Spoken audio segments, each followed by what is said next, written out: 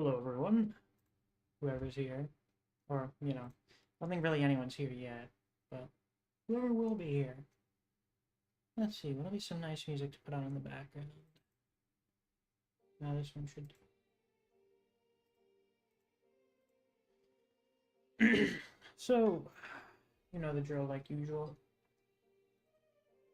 I wait and see who, if anyone, joins in. Haven't done a stream where we just sit around and talk about whatever in a while. And I figured, might as well. I did say I was going to try to do more streams back when I got my PC, and then I just, never felt like it.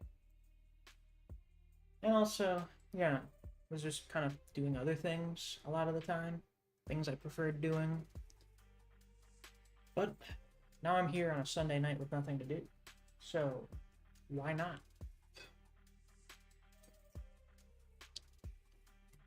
So it looks like we've got a few people hopping in. How are you guys doing?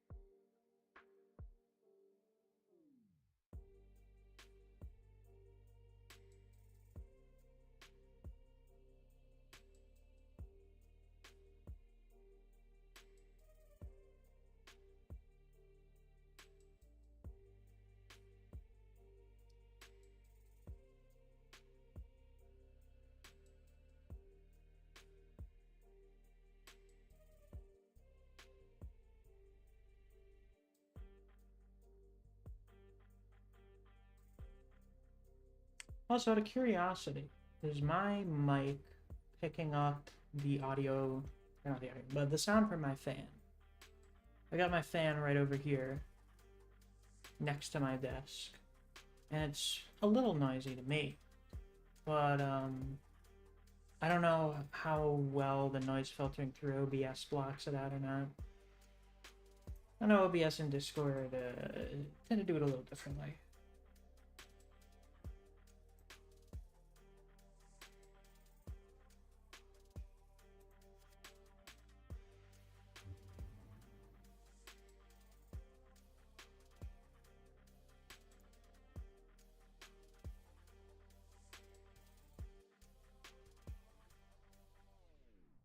Oh yeah, that'd probably be a good idea. I probably should share the stream in the usual sharing places.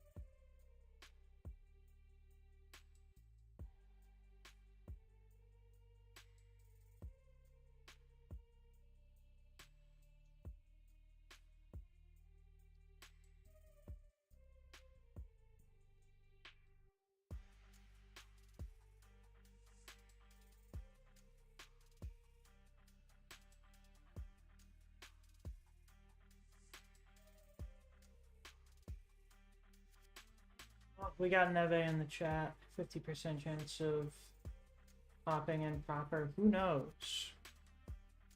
Who knows? Indeed.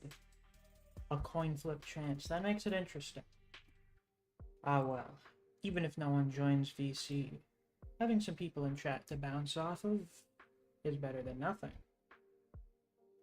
So since no one's really hopped into chat about anything thus far, I suppose we'll test out how streaming a game works. It only took like 5 months after getting the PC to try and do this, but holy moly, guha, hello chat. Hello Tater, how are you? So, a few days ago, it's like a week ago or so now, I bought The Last Faith, a Metroidvania Souls-like that was getting a little bit of coverage for like the last 2 years or so. Its defining character trait seems to be the fact that it is it's Bloodborne on PC. That seems to be the most notable thing about it. And I beat it, and you know what? I'd say it's pretty good, in honesty. Oh wow, it does that automatically. Nice! That's very convenient, I gotta say. So I won't put the chat on screen for this, because I think the stream looks nicer without it. But, what I will do whenever people start hopping into VC, is I'll put up the little chat icons that we usually have for VC streams. So let's see here. Probably want to do a little bit of audio balancing, and by that I mean turn it down a bit, because I will be doing talking. And, yeah. I played through the game to completion about, with a controller. I haven't done it with keyboard and mouse. And, I don't feel like plugging in my PS5 controller right now. I mean, I guess I could. I mean, I might as well. It's probably a little more, I don't know. Comfortable's not the word to do it that way. Oh, fuck it, why not? Why not?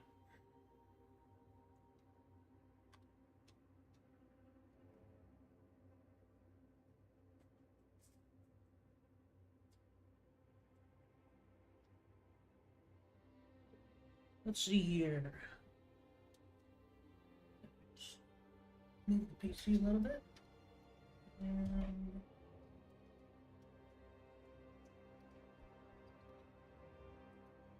oh, there we go.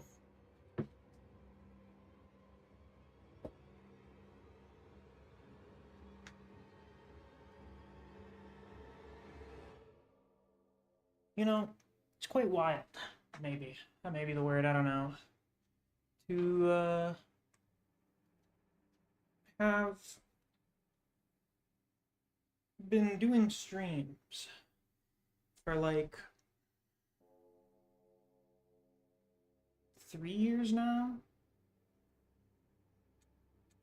and to have never done a gaming stream by then, that's kind of funny, in a way, I suppose. So I played through the game already with Brawler, and I feel like doing a dex build this time around, so I'm gonna do Rogue.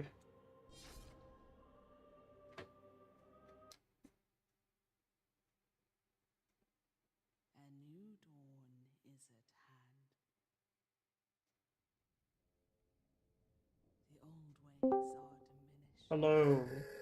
Oh my god. How you doing? I'm doing quite well. How are you? I'm doing alright. I gotta mute your volume on the stream now because oh fuck.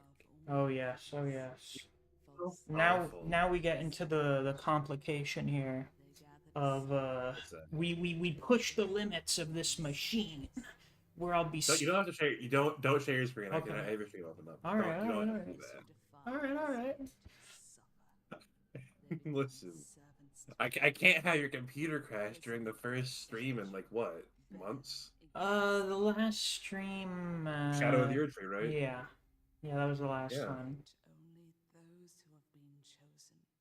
Yeah. Yeah, can't have the Discord stream ruin that. That would be.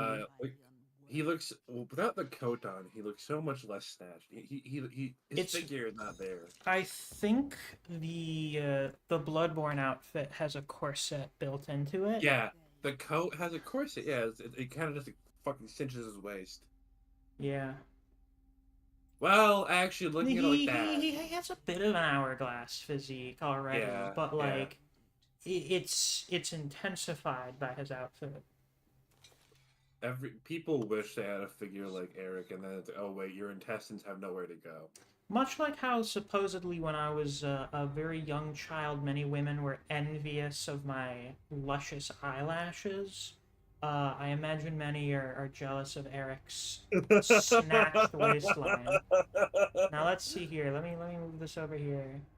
Let me shrink That's a this fucking. down a bit. That's a statement right there. That was a fucking sentence. You know it. Let's see. Hold on. Let me move around a little bit. We'll see.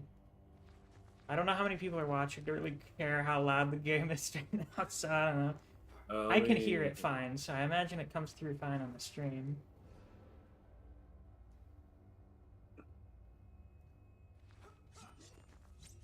Well, you got it kind of quiet. Yeah, the audio's fine. The audio's fine. Alright, cool.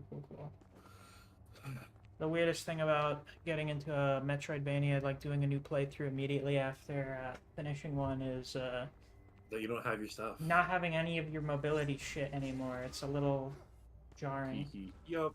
Mutated comrade. This game is so inconsistent with the proper nouns.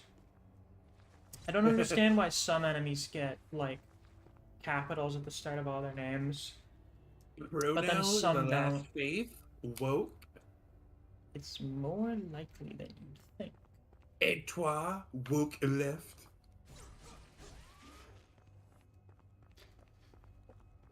I fucking love that video. You know, it's one thing to be, like, the anti-woke type. It's another to do that while also being, like, a fucking Quebecois. The Quebecois, and they're wearing, like, the fucking glittery American shit. It's so funny. Wait, so what exactly was the guy wearing? Was he wearing, like, an American shirt or something? I say they as I'm not positive if they're... Do you have a picture of this person? I could just send the video to you. Okay, hold on. Let me... Wait, have you never... Has like, Fine never shown you this video? I've only heard you guys quoting the video. I've never actually watched it. Okay, hold on. Stream derailment. Let me do a DM. Don't worry, that's what these streams are here for, is derailment. There you go.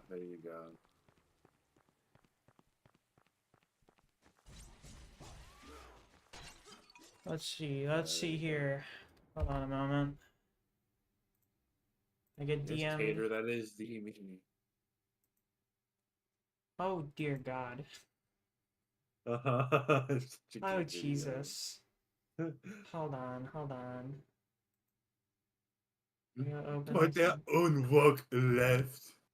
Hold on. Let's see this. We do a little moving around of things. And then you see this is the power. Don't worry, it's just the singular tweet, so we're totally fine here. But, God, he's streaming his Twitter. Oh no! Oh dear Lord. Let's see this. What a great. Oh, I just noticed. What a great name they have. Twitter name, yeah. The calamari cock ring. Yeah. That's incredible. What do you have to offer us, calamari cock ring? T'es woke, toi. Toi, t'es un woke left. Tu supportes les trans pis les prenants, toi. Méprenant. Méprenant. So good. Québec. Is this video ironic or unironic? I have no clue. It's just funny as fuck. Go Habs, go. What a remarkable specimen. Barbecue. Toi, c'est quoi tes pronoms, hein? Vas-y, dis-moi tes pronoms. Go Habs, go. Joe Biden. Joe. RuPaul.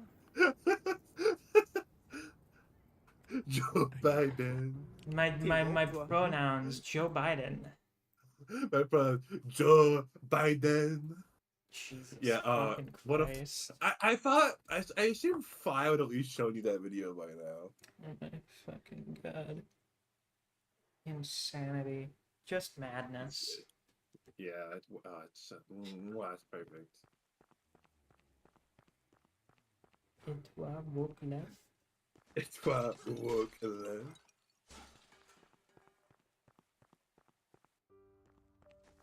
God. Twitter is really a wonderful website. Full I of, love like, Twitter. I could never understand people who unironically hate Twitter. It's got so much stupid shit in it, yeah. it's magical. It's just like it's like a zoo. Oh right, this is the star that turns into a spear. I forgot. Oh yeah. Oh It really is just Bloodborne. yeah. Uh-huh. The most distinction they do from Bloodborne is just that it's fucking vampires instead of It's werewolves. also it's the most thing from Bloodborne is a side scroller. There you go. Nah, that too, yeah.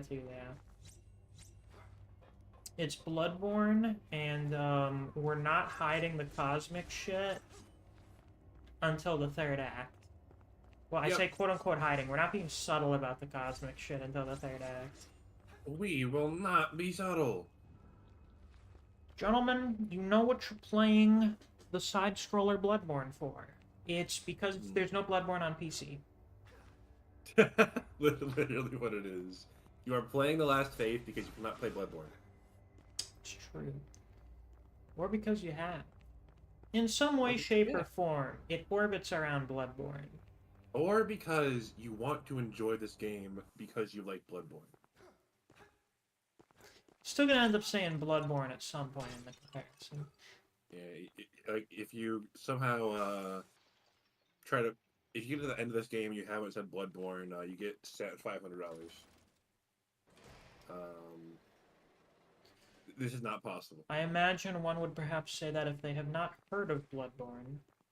Yeah, if you recently departed from Plato's cave and got put on The Last Faith immediately, then you could beat that challenge. But otherwise, no. You know, Guy who's only played The Last Faith playing his second game. You know, this kind of reminds me of The Last Faith. Actually, we should do an experiment with that. We need to find some person, like, I don't know, Right. someone's grandmother, and make them play The Last Faith, and then introduce them to Bloodborne. True. Let's say, who in our friend group has played the least games? I think it probably is. Yeah, Oh my god, hello. Hello. I'm playing Clash Royale now. That's That's excellent. That's I'm amazing. glad That's to hear amazing. you're playing Clash. They put it in the game. They put it in the game. They put it. Oh, I sure. can't believe. Hey, Hey Shin, how are you? I'm doing This well. is incredible. That's good. How's it going? It's going alright. You play Miss? I'm playing The Last Faith. It's Bloodborne on PC and a side scroller. Oh, Yeah.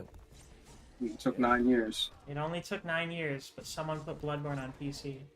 Well, actually, it was I more know. like 8.5 by the time this game came out. Oh, God. Is this guy gonna die to giant patron? Oh, Brother, shut the fuck up.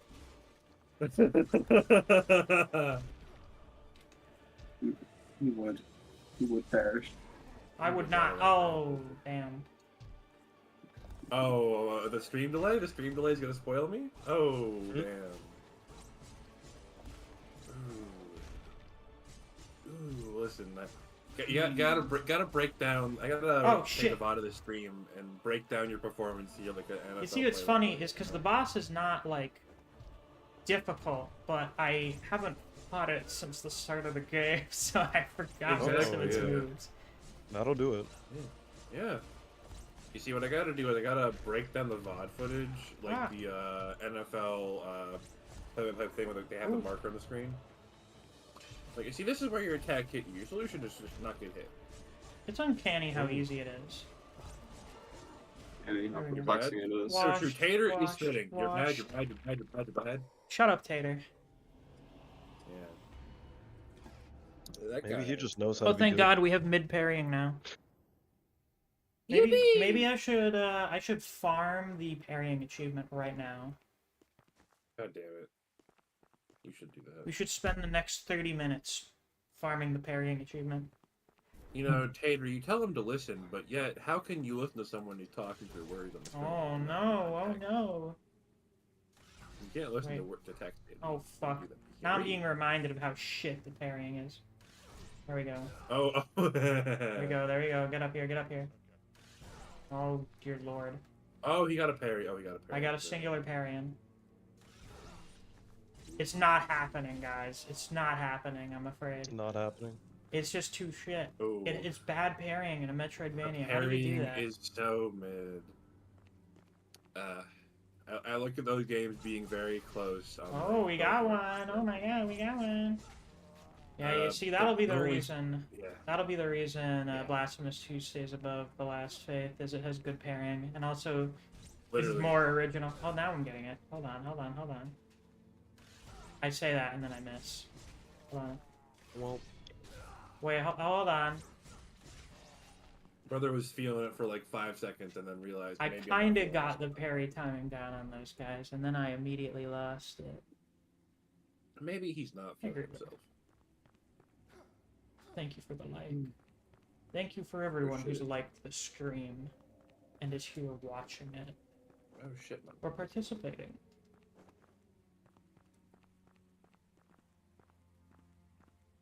Curse bearer, you bring a dangerous affliction before me, yet I smell fear upon your flesh. You may approach. Fun fact about this game, no one talks like a human being in it. Everyone speaks in Shakespeare, and not very good Shakespeare. Your heart is murky and unworthy of the mercy of the Lady. might be an improvement to modern day speaking. Well, on the bright side with modern day speaking is it's a little bit easier to parse what a person means when they're saying something. Yeah, like skibbity got. Okay, that's one of the exceptions. I think he'll be crying shortly. I will be. I can already feel the tears welling up behind my eyes. I feel a familiarity with this place. You know, I just realized I should shave my head and become like Northern Lion. Many would implore me to You seek shouldn't do that. You mean like bald like Northern Lion or a streamer like Yeah. Northern Lion? Okay. Well, what Why are we trying to become like Northern Lion now? Because he's successful right now and I want money. Guy who's only seen Northern Lions, seeing his second bald person. Listen, soon I'll be the second bald person. Okay, but are you gonna be Northern Lion or Andrew Tate? Different pipelines for bald people. Then seek it. Return to me Can I with be your like, deeds and experiences, cursed I don't know, a bearer. different bald I feel person? understanding. You Northern shall Lions is not not a bad choice, I guess. And pray, would you do me a He He is like, I popular. don't know, isn't in prison. He also isn't like in prison for sex trafficking. Yeah, unlike many other famous streamers. What would you ask? Mostly Andrew Tate I was talking with it. Oh, right, yeah, that's true, that's true. Well, he's not Yeah. in prison yet, unless you consider Romania to be a prison in itself. Be with me. Isn't he in If you prison in discover the Romania? teacup, most blessed I think he's on house arrest now. Okay. Lady Catherine. Last I Yeah, no, checked. because So long. he joined like this one Twitter Whispers throughout the night. space recently, and like he was just a listener, and it's like, why was he there? I thought he was arrested, but nah, he's free. Well, did he get arrested, or did he just get in trouble when I fucking, think hello. When fucking, Aiden Ross on stream was like, oh yeah, fucking, he's fucking gonna flee the country or whatever. yeah, that's a great thing to say. He was, I think he read a tweet from him, I think. Or not a tweet, he Yeah. read like a text or a DM from him about his plans. Live on I think stream. he got arrested, but now he's under house arrest. So it's like, I mean, if he tries to leave, then they will just immediately arrest him. God, that's funny. Mhm. We increased That's, the that's stock. like Kai Cenat like reading off his text to Drake, and then like people were like, "Oh, call Drake right now," and he's like, "Okay, sure, damn." And then he did, and then Drake's text turned green, so it's like Drake blocked him or changed his number. Oh my Shit. god.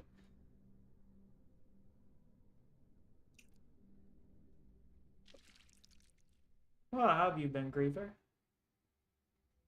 Not great, not bad. How about yourself? I'm doing all right myself.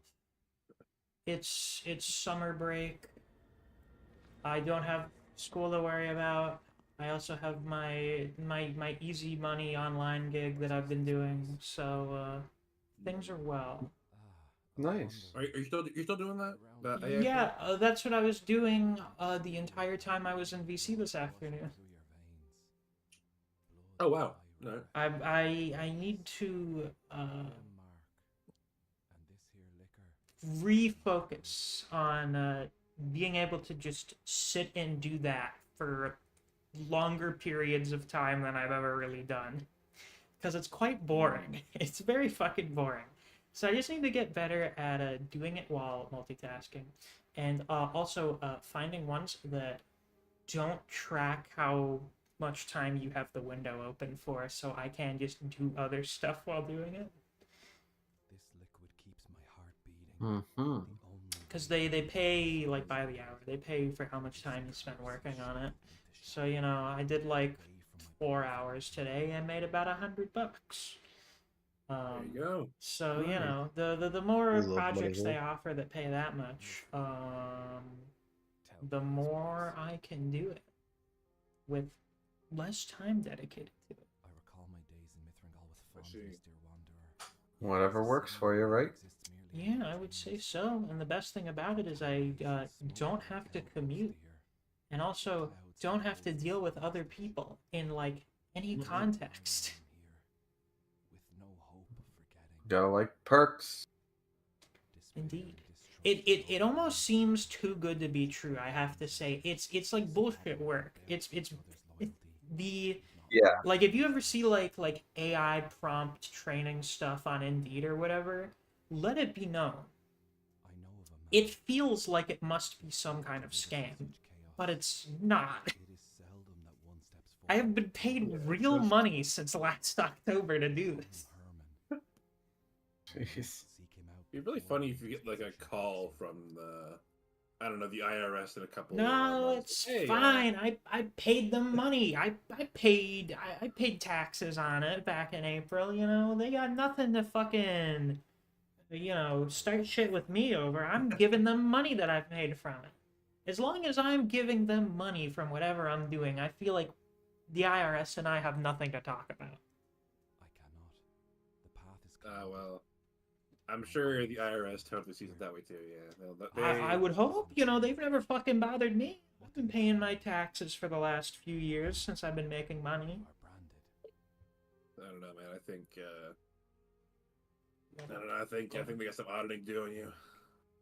Yeah, as we know, guy who's made like what I think the most I made was like $5,000 in 2022. As we know, I'm a prime target for a fucking audit. Exactly, dude. You know, Get ready. I have It's coming. I have a lot of assets and sources of income that need to be looked over for any discrepancies. Yep, I'm sure you do. I'm sure you do. You know, that was one of the funnier things when I started working at that diner and was like, oh yeah, they pay me under the table so I don't have to worry about taxes. And we were like, I don't think you get paid enough to even need to pay taxes on it. no. All that's happening is that they don't have to acknowledge you're on the payroll and give you benefits. Yeah, that's in fact literally better for them. You're And- losing. Yes, and it also costs the company less because they don't have to pay the dividends to the IRS because they only have so many staff. The more staff, the more payroll deductions come out. So if they pay them under the table, they don't have to pay the payroll deductions. They don't have to pay benefits to buy. They don't have to do anything. Yeah. It's only beneficial to get paid under the table if you're being paid the straight like A lot. like when I do if I do a side job, and my rate is, let's just use $50 an hour, so if the job's 3 hours, that's all 150 in my pocket, right? Instead of going through a company that, they're charging the customer the same $50 an hour, I'm only getting half the money, right? Yeah. So And then, you know, if you do a few of those every month in a year, that maybe adds up to a couple $1,000s. And it's nice to not have that be taxed. Yeah. oh, absolutely. You know, That's hypothetically, of course. We would never intend to. hypothetically, absolutely, yeah. Because everybody wants to Well- go through a company and pay taxes on the. I just don't pay my taxes. It's that easy. You know, one of the most incredible things I recall learning was the fact that you just don't have to pay hospital bills a lot of the time. If you don't go back there, it just doesn't matter. When people get like, you know, people, I don't know, they get into an accident, they have a health emergency, they go to the hospital, and then the hospital. I don't know how much you experience this in Canada, Griever. I think this is more of a uniquely American thing. I was But, about to say, yeah. yeah. You know, you get a bill for like $100,000, and a quarter of that is for like, fuck, I don't know, sleeping in one of the beds for a few days.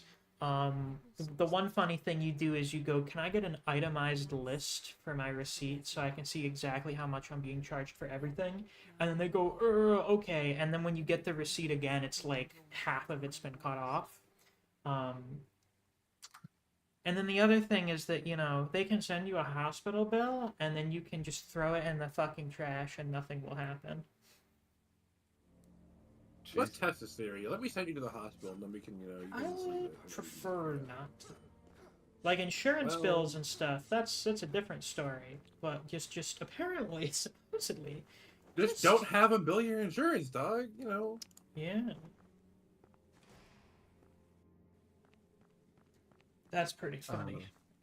Let's see This here. is- Oh, This is Miss, we also have 7 total lists. Everybody got their list in for that top 10 stream. So that'll be nice. Very nice. Very good. Any idea when you plan on doing that? I was thinking maybe next weekend. I'm not 100% sure yet because I just got the last 2 lists today. So I was like, okay. And I was like, and I'm still trying to get prepped. And I was like, is that so? Those are the last people. Everyone I asked said yes. So, I see. yeah. Even got Band's list. Oh my god, banned. Yeah. You mean the author of popular webcomic Miscellaneous? That the very same. So he might not be like a few people probably won't be joining the actual VC of the stream. But Right. that being said, that'll also make it probably go a little faster. Probably. I recall the what was it? I forget what the exact topic was, but I remember you doing a stream like maybe a year ago or something of just like which series is the best of this category or whatever, and you had like a dozen different things thrown in there. And I remember there weren't like a ton of people there, but a few of the conversations slightly derailed into conversations that lasted like 45 minutes when they probably shouldn't have. Yeah.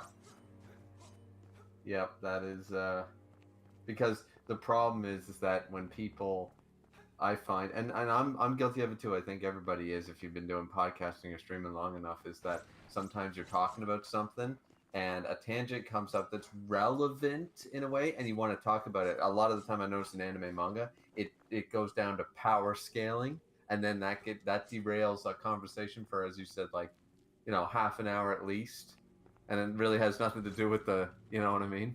The 45-minute long power scaling tangent and a stream talking about, fuck, I don't know, whichever character people likes the most.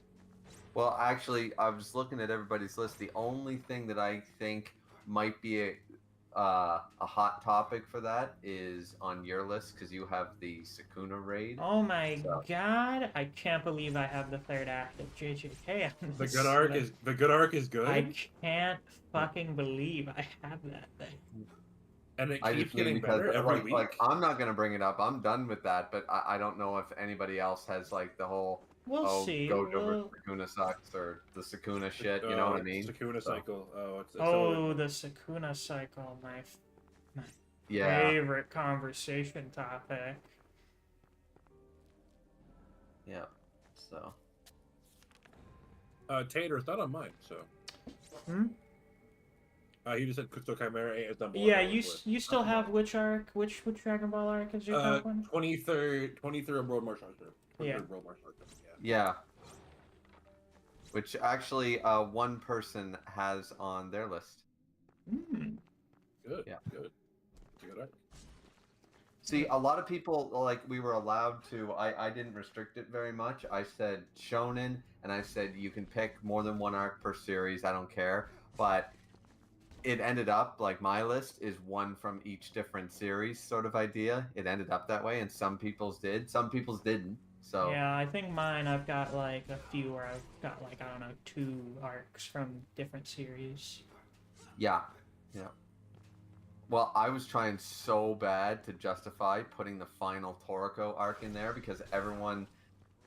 I know a lot of people don't like it, but I love it for so many reasons. I also I really like the final arc of Toriko, but it's just, you know, a lot of shit just kind of gets glossed over when I feel like it probably shouldn't have.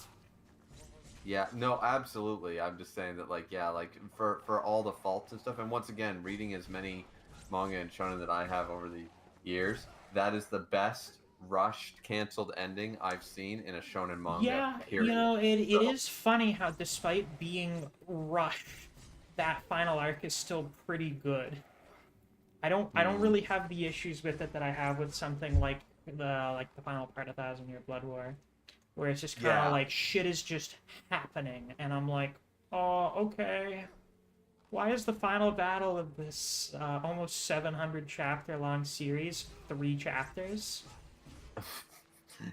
Yeah, that was abysmal. Yeah. Went by so fast. But it happens more often, as I said, it happens more often than you think, and you can tell. That's what I mean, is that most times you can tell. And my first time when I read Toriko, as I said, I thought things were paced and rushed slightly before the arc started. But if you hadn't told me that, you know, if you hadn't read that it had been canceled and that's why it was rushed, I wouldn't have known it. I would have said, oh, maybe not the best writing decisions, or he never explained this. Like, it didn't feel like it was a canceled deal. You know, I'm curious about something. I need to check. What fucking year? Let me check something real quick. What year did Toriko's serialization end? Was it like 2017, I think? Sounds about right. Should be when it ended. It was November 2016 that it ended. Now, 2016. I look up this thing here. I know it started when I was in high school, so I think it was like 08, 07 when it started. So.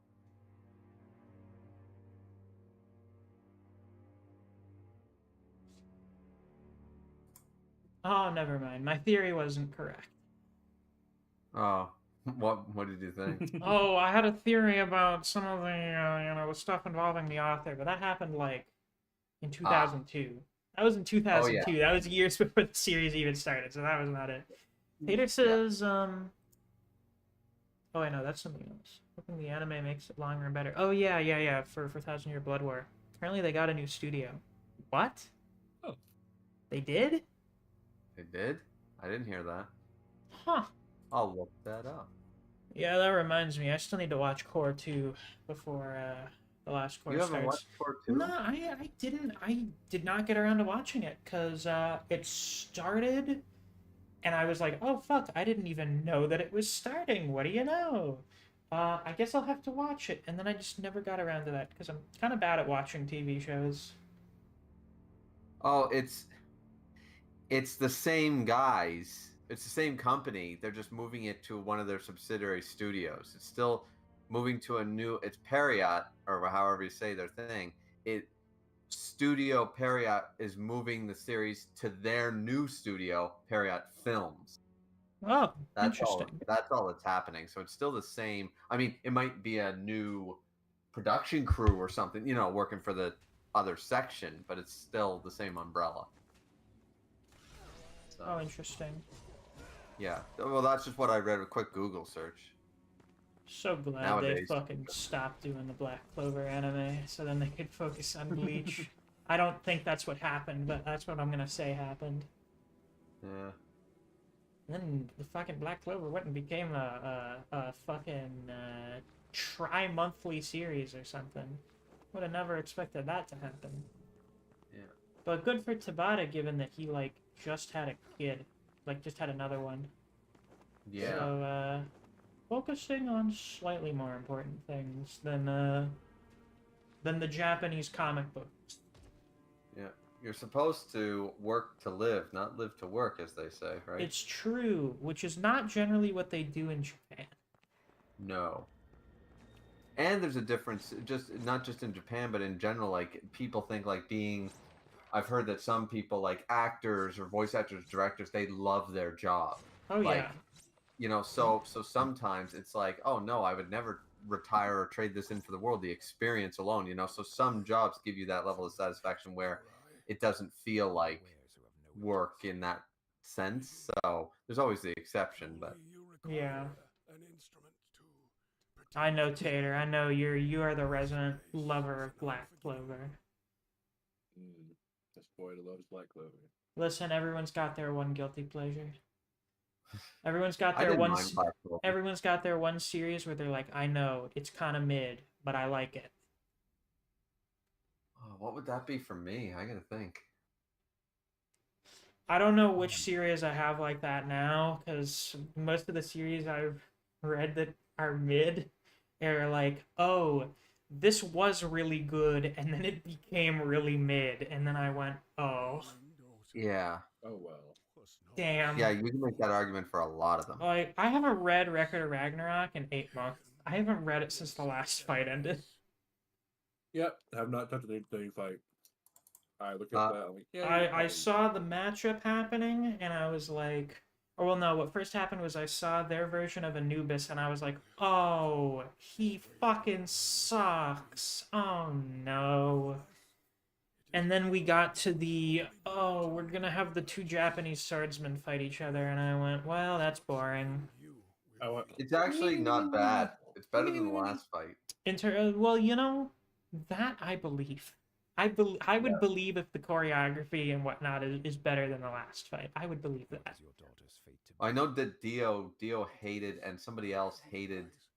I know a few people I heard basically the same argument. They didn't like why Susanoo's backstory. Pretty much, they don't like why he's the sword god and stuff like that. And I'm like, it's actually kind of cool. So I don't know. It's from what I read of what he said, it's like a neat concept, but when the series has always had for like a while this running trend of like, despite the fact that this is a tournament about gods fighting humans, the human fighters always seem to be infinitely more godlike than the fucking gods do. They all have way more otherworldly powers and abilities somehow.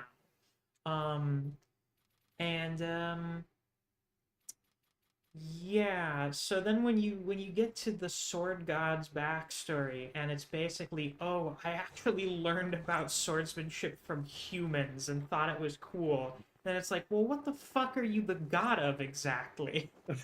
Well, are you the god of learning?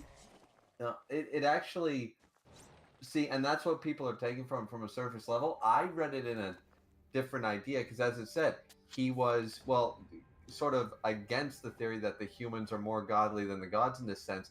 Is like, yeah, he was the god of the sword, not the way of the sword. So he'd walk around, one hit. He was the one punch man. Oh, I see.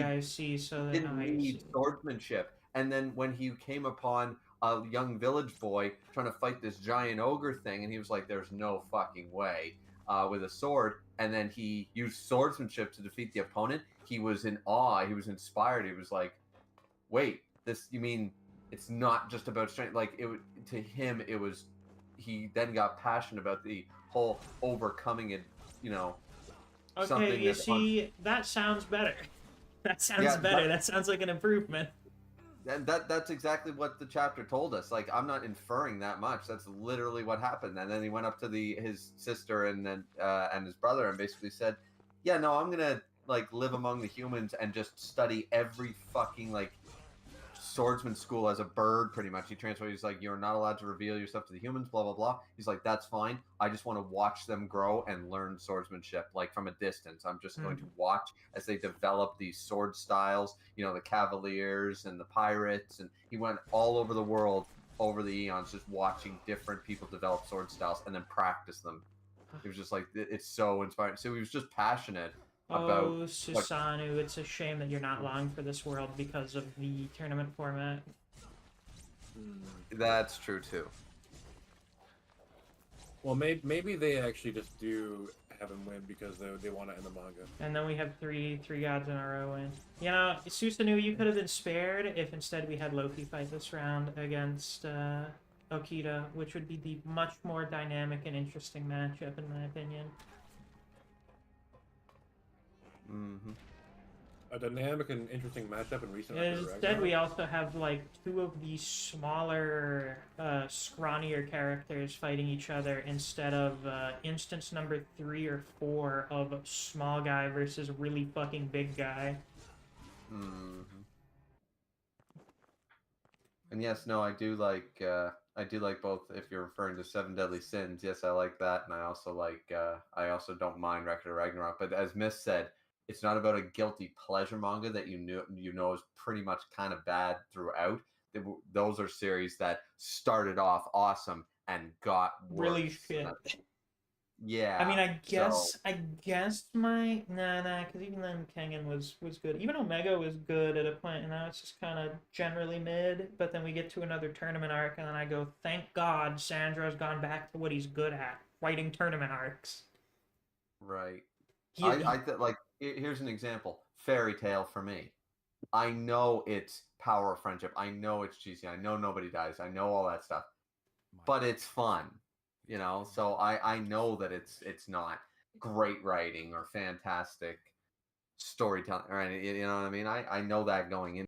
For the most part, it's a typical standard, you know, all the tropes are there, you know. I get it.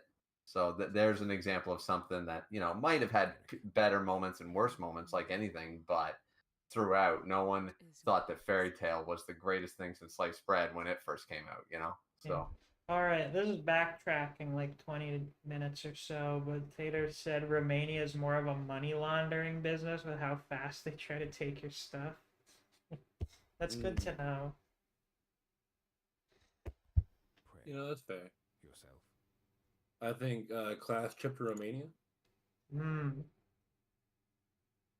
Oh wait, What? it's not an ongoing series, but I did enjoy Demon Slayer. I enjoyed it. I thought it was entertaining. Oh, see, there's one that once again was, I didn't think it was bad. I just didn't think it was as great as everyone made it out to be. I thought it was pretty like Fairy Tale, typical shonen tropes and storylines and characters, but overall that worked pretty well in Demon Slayer, right? It's I won't say it's carried by animation in the anime. I would say it's greatly boosted by the production value of the anime. Because I read through all the stuff that happened after season 1 of the anime before it got animated. I read Mugen Train, I read Red Light District, Swordsmith Village, Dimensional Infinity Fortress. I read those things and enjoyed them. So then I was looking forward to the anime when it came out. And I watched Red Light District, and I was like, yes, this is great. This is really good. They made the fucking Upper Moon 6 fight even better than it already was. They made it fucking great. And then Season 3, I got like 1 or 2 episodes into it because Swordsmith Village is really mid. And then I haven't watched any more of it since then. Now I'm just waiting for Dimensional Infinity Fortress. And they're making fucking Hashira Training into like a whole season for some reason. That reason? I thought to do more tax evasion. Oh, is it a movie? I guess it's a movie. I don't fucking know. Thank God. I mean, it's like 8 chapters. I don't know how they would make a quote-unquote season out of it. It should be a movie. It'll be a really fucking boring movie. Who the fuck makes a movie out of the training arc? Yeah, it's a movie, and it's a 6 out of 10 movie, so... Is it a TV movie, or are they putting it in theaters? I don't know. Because, like, it's 8 chapters. It's a training arc, but it's an intermission arc. It is literally just the intermission between Swordsmith Village and Infinity Fortress. I cannot continue my life. Those fucking executives at UFO Table are really interesting This is for impossible. reasons other than the tax evasion. Only found in the Sea City. It is a dangerous path, but one your strong heart can sustain. Will you? Nah, Tater, you're wrong for that one. Rengoku, best character in Demon Slayer. What do you want about it?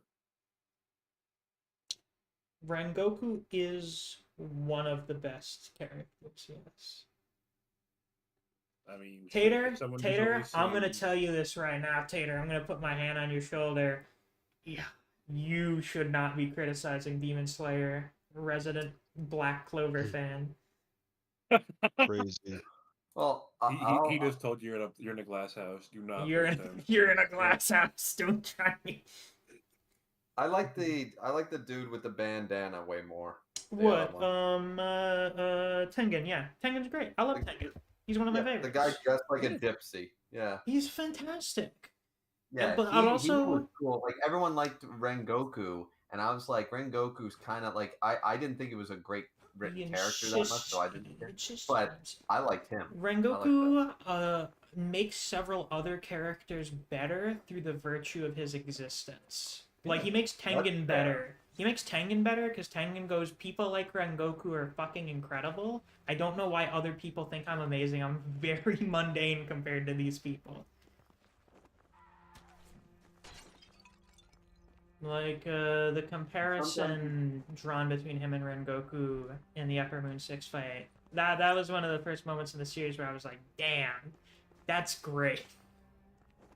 Well, sometimes you get like, and that's actually a good, the way you put that is because sometimes you have these characters that on paper by themselves, they're not like these super dement 4D chess level written characters, but their sometimes almost simplicity or whatever, the way that they interact with the world and with other characters boosts and elevates the cast around them, and that makes them more of a pillar for good writing for character development. And You stuff, see, something interesting, I think, is that a lot of people will often refer to some characters as just being like plot devices. Because, you know, it's just like, oh, all this character does is they just, they exist for this purpose in the narrative. And I'm just like, yes, sometimes you make a character to serve a specific role in the narrative. They're like that sometimes. They can be. And that's not necessarily a bad thing. Sometimes you will make a character just for the purpose of making another character better. I don't think there's anything inherently wrong with that. No, that's very true. Alright, I've now reached this point. And now I go, where the fuck do I go again? But Do you read Kingdom, Miss? Kingdom? I've been reading Kingdom in bursts. Because Kingdom's a very long series, and it's got some pretty long arcs in it. So the last I read of it was I finished up Coalition back in, like, February or March. And I was like, that's a good stopping point, because Coalition was like 100 fucking chapters, and is also generally regarded as the best arc in Kingdom. So I'm like, this is probably a good stopping point. It's just because Realist Medell was asking what's your top 10 favorite characters. I don't know if I could list top 10 favorite characters, but, I don't know. It'd be hard to say. A lot of the generals just really stand out to me a lot. I really like Oki, Mobu. Everyone loves Oh, Oki. wait, I remember who's my favorite. I love Hoken. Hoken is peak. Somewhere between Hoken... Fuck. Now it's hard to decide, because then you've got really funny characters like Kanki, who is a protagonist, but a horrible piece of shit at the same time. Yep. Have you read Kingdom, Griever? Yes, I just haven't read it in the latest arc. I sort of binge it after it's been like, I haven't read Kingdom in a while, and I'm like 9 chapters behind, and and I sort of forget where I was, and I read it, you know. Oh and yeah, so- I understand that's generally a good way to read Kingdom, especially because they're kind of slow on translating the chapters sometimes. Well, I without spoiling, there came a point where I was like, okay, this is sort of it. Almost now, I know that this is actually based on a lot of the historic text, like what actually happened, how they unified China and stuff. You know, with obviously some poetic license. Yeah, it's but- a romanticized, dramatized version of the unification of China. Exactly. So that's all fine and good, but the story for me reached a point where I was like, if they said that this was the story, like the story's over, I would have been okay with it. It almost felt like the story sort of ended, and ever since then I sort of lost as much interest, and that's why I just don't keep up with it anymore, because I must have binged it like 50, 60 chapters a day until I got all caught up, and then I was like, yeah, I don't know. Yeah, that was So- me a bit when I started reading it, and then I didn't read it for like 6 months or something, and then I read Coalition pretty quickly, and then I haven't read any more since then. But you know, End of Coalition was very fucking good. Yes, very good. Coalition, yeah, I agree. That is a fantastic arc. I think that happens. I guess it reminds me of what you always told me, that basically Hunter x Hunter basically is over, but it can still like it's continued. You know what I Right, mean? Like, right. So, you know, Matt, do you care much if I just tell you vague information about Hunter x Hunter and the manga after the anime? You can if you want to, yeah. Sure. Okay, yeah. The like Clone story is pretty much over after like Chimera Ant. Yeah. I I imagine, yeah. So then Succession War just goes back to focusing on Kurapika.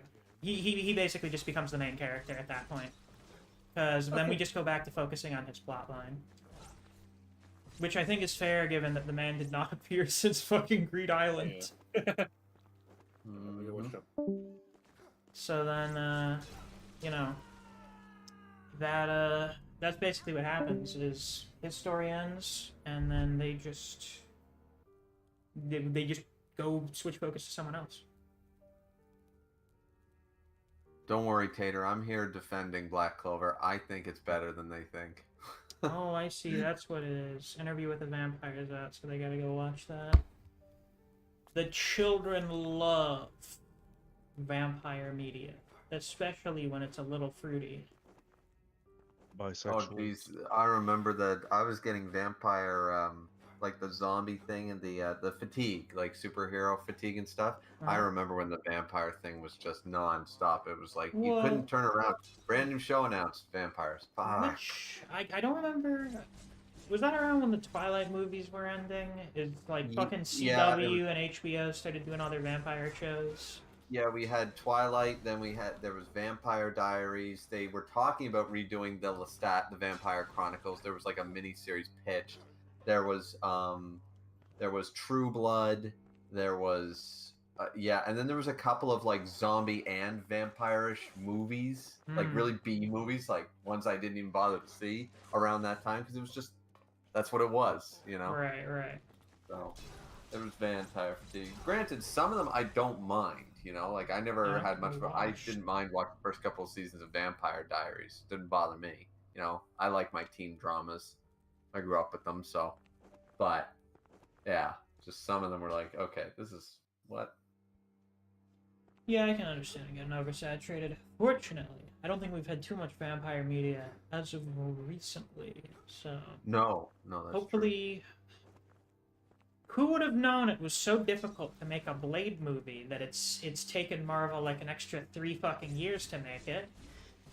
Yeah. What's so fucking hard about we have Mahershala Ali wear a black trench coat and use a fucking sword and he kills vampires for 2 hours? Well, considering they somehow made Morbius and stuff. So, Well, I don't- that was Sony, and Sony is really good at making movies that look good.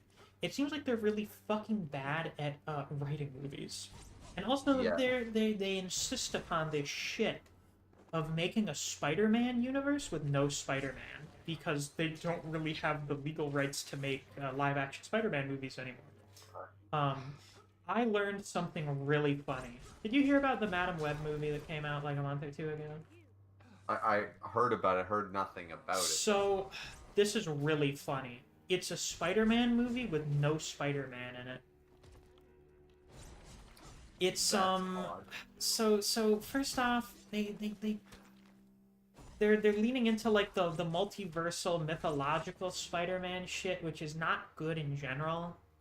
Like the shit with Ezekiel Sims and like the Spider God, it sucks. None of it's good. But then they go, "Oh, we're going to advertise this movie as starring a bunch of the like female Spider-Man spin-off characters." But none of them will ever wear their costumes outside of a scene that alludes to them becoming these characters in the future. So it's pretty bad. so it's just like a movie of like these four characters getting chased by this guy who is legally distinct Spider-Man in a shittier costume. Yep. And one of the main supporting characters is Uncle Ben. When he's like younger, it's before Peter Parker is born, because one of the notable plot points in the movie is that Ben's sister is pregnant with her first son, but they never refer to him by name. Oh, for God. They never name Peter Parker, but what is talked about throughout the movie is how important the as of yet unborn Peter Parker is, and how, we need to make sure, everything goes right. If I'm remembering the podcast discussion I heard about the movie correctly. So, we have a movie that is about Spider-Man and making sure Spider-Man can exist. The main antagonist is basically an alternate universe mythical version of Spider-Man. And all of the characters are like alternate versions of Spider-Man, or Spider-Man spin-off characters. But we will never say Spider-Man or Peter Parker in the movie because we can't. It's like That the just movie sounds was so written by bad. lawyers. It's like it was written by lawyers. I can't.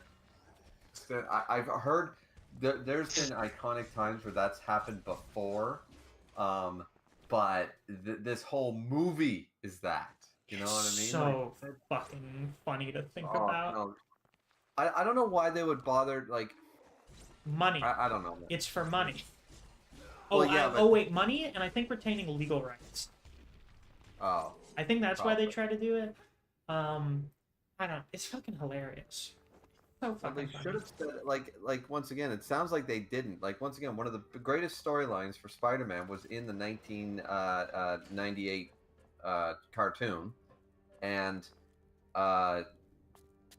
they could have done the Madam Web storyline from that with the if they would use Spider-Man and stuff. It was one of the best storylines, and with Uncle Ben already in that, like, they clearly knew what they were doing. It's like it would all circle back, that she would know how to advise him because Uncle Ben's the key, and blah blah blah. Like that whole season 5 of Everyone Loves It. It's like, just do that again. It's not hard. Put it on live action. So I don't know what they were thinking, trying to make a solo Madam Web movie and not being able to mention half the shit. Well, it's just it's the bizarre thing of them trying to do like this Sinister Six universe with fucking Morbius and probably Venom and Kraven, and then bringing over MCU Vulture with Michael Keaton, and all right, so you only have 2 of them that were actually ever part of the Sinister Six. Yeah. So. And what's fucking weird is we're setting them all up in a universe where, like, there is a Spider-Man, but we never see him. And he can only get offhand references to his existence because we can't make a Spider-Man movie. But it's like, why would you try the whole point of the formation of the Sinister Six, the Insidious Six, the Sinister 12 and stuff was all to take down I Spider-Man. know, and that's what makes it all so fucking stupid. None of it makes any sense. It's lacking the foundation. You know who did it right? Insomnia Spider-Man on the PS4. They did that shit right. Well, that's easy because it's a fucking Spider-Man game with Spider-Man in the fucking title.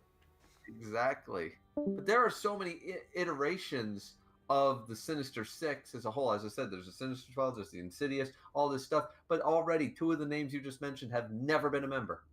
So it's like, what are you doing? Yes, You're not even trying. the El Muerto movie based on a minor Spider-Man antagonist who literally appeared for 2 issues back in like 2011 was seemingly canned. If you can believe it. El Muerto. There was like a 2-issue thing from like Amazing Spider-Man or whatever back in 2011, I want to say, in which you know, fucking Spider-Man does a wrestling match. You know, he does the Spider-Man wrestling match, and he fights like a fucking an amateur wrestler named El Muerto, and for some reason Sony went, we should make this a movie. Why wouldn't you make? There are so many great adaptations. Spider-Man 2099. He deserves a good shot, especially where nowadays everybody wants to everybody wants the diversity thing. Perfect. Well, yeah, that's why we fucking put him in Spider-Verse, and we had Oscar Isaac voicing him, and he was like, everyone was like, wow, Miguel O'Hara's really fucking cool. He always was. Spider-Man 2099 was awesome. Or do the Ben Reilly storyline with Scarlet Spider or something. We have so many great iterations of Spider-Man. Why the hell would they go with that one? You know? It defies comprehension. Really, the inner machinations of Sony and Disney's legal arrangement defies comprehension. Ugh. I don't know, man. I'm chasing away all your people in stream, though. Oh, it's no biggie. Some of them don't have anything to talk about, and also they got a fucking interview with a vampire coming out today. So you know. Yeah, I haven't checked that out yet. I have the book and stuff, you know, that I obviously read. I have not.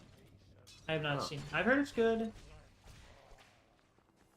I don't know if I'd like it, you know, it's angsty vampire media that's about, you know, their relationships and toxic relationships and stuff, and I'm like, that's neat and all. I don't know how interested in that I am, but you know. Mm-hmm. I usually don't go out of my way to watch dramas. If I hear a drama's really good, I'll watch it. But when it comes to something like that, I'm usually not super interested.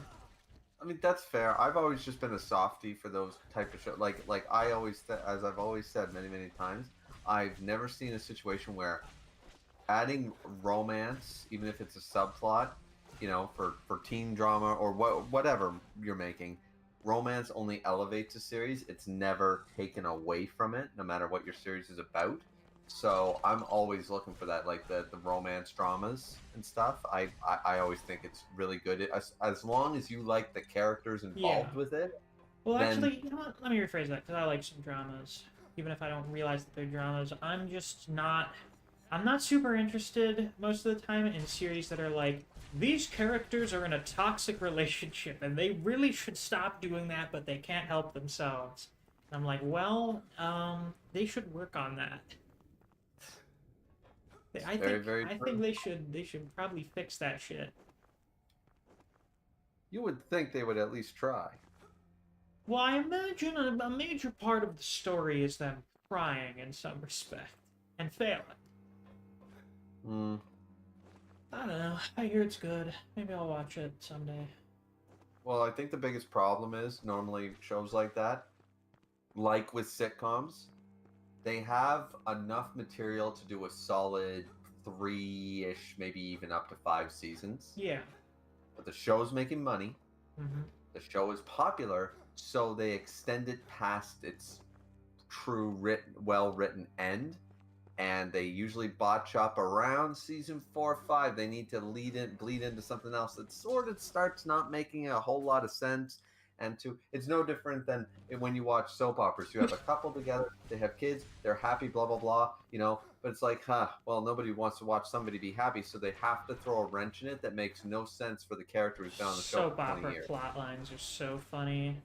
Passively right. watching General Hospital by just having it on in the living room while doing other shit while I'm at home has led to me noticing very funny tropes and trends in that series, notably being just, wow, none of you guys can ever accomplish a thing to save your lives, can you?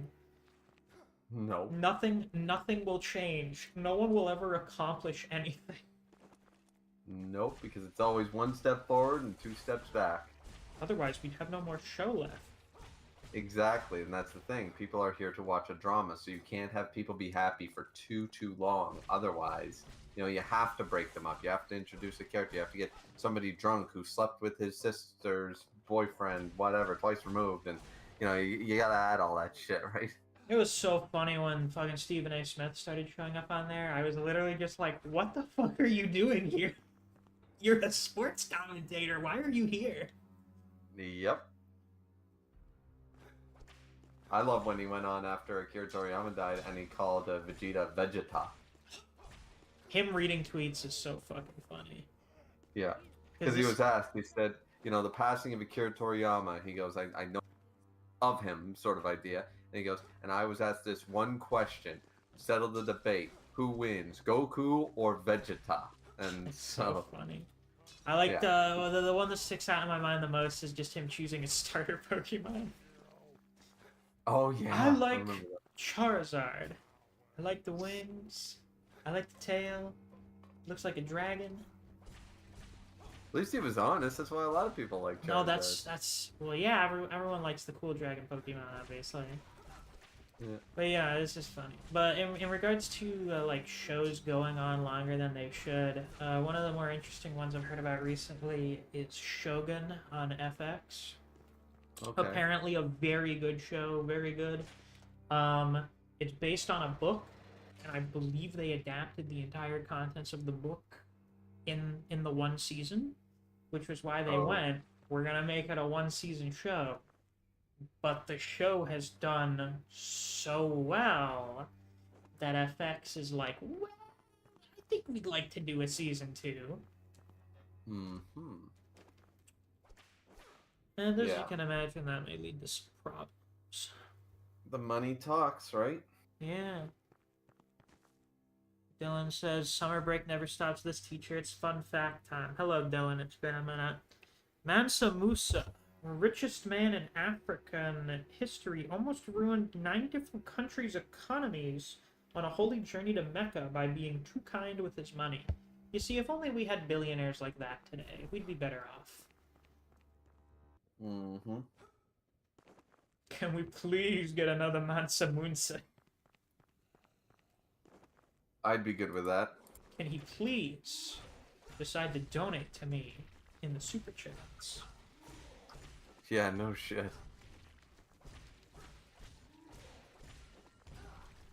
I think if billionaires just went around randomly giving people vast swaths of money for no real reason, and those people aren't politicians or their friends, I think people would be much more okay with them, in my personal opinion.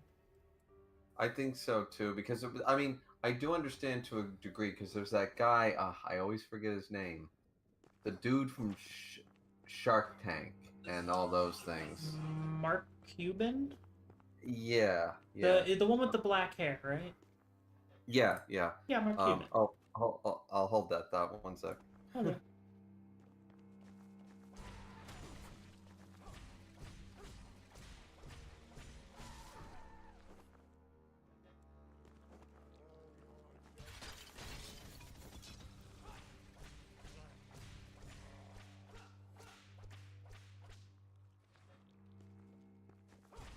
But there's also some Twitter people are mad about Shogun not having Yasuke, even though he wasn't around during Nobunaga's time. Wait, despite him being around during Nobunaga's time. Yeah. Well, when it comes to people going, oh, so-and-so Twitter people were angry about this, I turn my brain off and stop listening. Hey, sorry about that. No worries. So what I meant to say was I've followed him for a while, like, you know, just in general, because I just always seen him, you know, YouTube shorts and stuff like that. Yeah. And I started to read up on him. There is a guy there who's like, listen, I'm always going to stay rich, but he does use his money very well to try to help people, you know. So I'm like, okay, you know, like just because we don't always hear about it or see it doesn't mean there aren't some people who are making money hand over fist who aren't trying. His big thing that I have actually always liked, sort of going off of what you were saying with if they just gave out money to not their friends and not, you know, politicians and stuff, is what he does. He goes, what I want to see is someone who deserves the money, right? Who deserves the help, who deserves this. So like he'll always say like like I'm the type of person to go into a sub shop, and if someone goes out of their way for me or something like that, oh, here's a $10,000 tip, you deserve it. Or I see someone struggling, you know, just like a mom with her kid in the stroller and stuff, and clearly, you know, not doing so hot, trying to work an extra job. He said, I can always tell the ones that work an extra job for whatever reason and stuff. Those are the type of people that I'm like, there's someone who's trying, there's someone who's not going to snort it or drink it away or something, you know what I mean? So, right. you know. Yeah. Wait, hold on. We're getting more information from Dylan here. It also led to the fall of the Kushite kingdoms by mass starvation, as they had no food left as he bought all of it, and no coin to import as it was all Mansa's money. As outside of his kingdom, it was practically useless. Okay, maybe we don't need another Mansa Musa.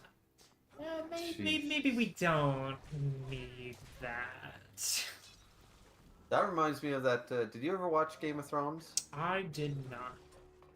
Okay, well, I did for some of it. But there was one scene that I remember that I like is one of the guys with anyway, doesn't matter the characters, but what he basically said was he goes, so we rounded up all they're in for a siege in the kingdom. So he goes, well, we rounded up all the thieves. And what did you do? We killed them. And who gave you orders to do that? He goes, trust me, you'll thank me. He goes, why would you round up all the thieves for siege? He goes, because all the money, all the gold, all the jewelry, all the fancy clothes means nothing when your food supplies run out. Because now food is worth more than gold. An apple is now worth every penny and stuff. So the thieves are smart. They hoard all the food. Everyone's hoarding their treasure. They hoard all the food. And then they're the kings of a siege. So we rounded up all the known thieves and killed them so that this doesn't happen, so that all the food isn't, and people aren't crazy in the streets all starving, you know, and stuff like that. It was like, oh, like I never thought of that until that scene. I was like, that actually makes a lot of sense. Yeah. Dylan says most sieges were won by starvation. Yeah, it makes sense. You can't fight if you're fucking hungry. Exactly. Well, we have that. Was that before the Coalition War? We see that in Kingdom, where they're... Yeah, that gets shown a bit, I think. Yeah. I forget which specific arc that gets shown in, but it gets shown a bit. Because it's a, you know, it's a classic. Mm-hmm. I mean, that's the way to win a war. If you can't feed your army, you know. You could be after me artifacts. Technology many would marvel at. That's why the Russians were smart as Germany invaded. They just were burning everything as they just kept retreating. They didn't fight to keep the front lines. They were like, come into our country. Please, come into Russia as winter comes along. Yeah, without snow boots. Have fun. Without snow boots and without being Russian. Without being Russian. You know, had Germany been nicer to Canada, maybe Canadians could have came over. They knew how to survive a winter. Yeah, I guess. I feel like there were probably a few other things they probably should have done if they wanted Canada to help them. Oh, well, that's very true, too. Maybe if they didn't do some things, some more people would have helped them out. I don't know. I don't know. I think it was just literally like that one time they weren't that nice, you know. They just didn't give them the lunch money. Everything else Germany was doing was totally fine, wasn't it? Yeah, nothing happened. But that's like, isn't that Family Guy joke? So there was We're 1938, then 1946 happened. Wait, I think you skipped a couple right. years there. Nope. Yeah. By the way, YouTube, we're not doing Holocaust denialism on stream. It's all a joke. Yeah. Oh, nowadays you got to mention that shit.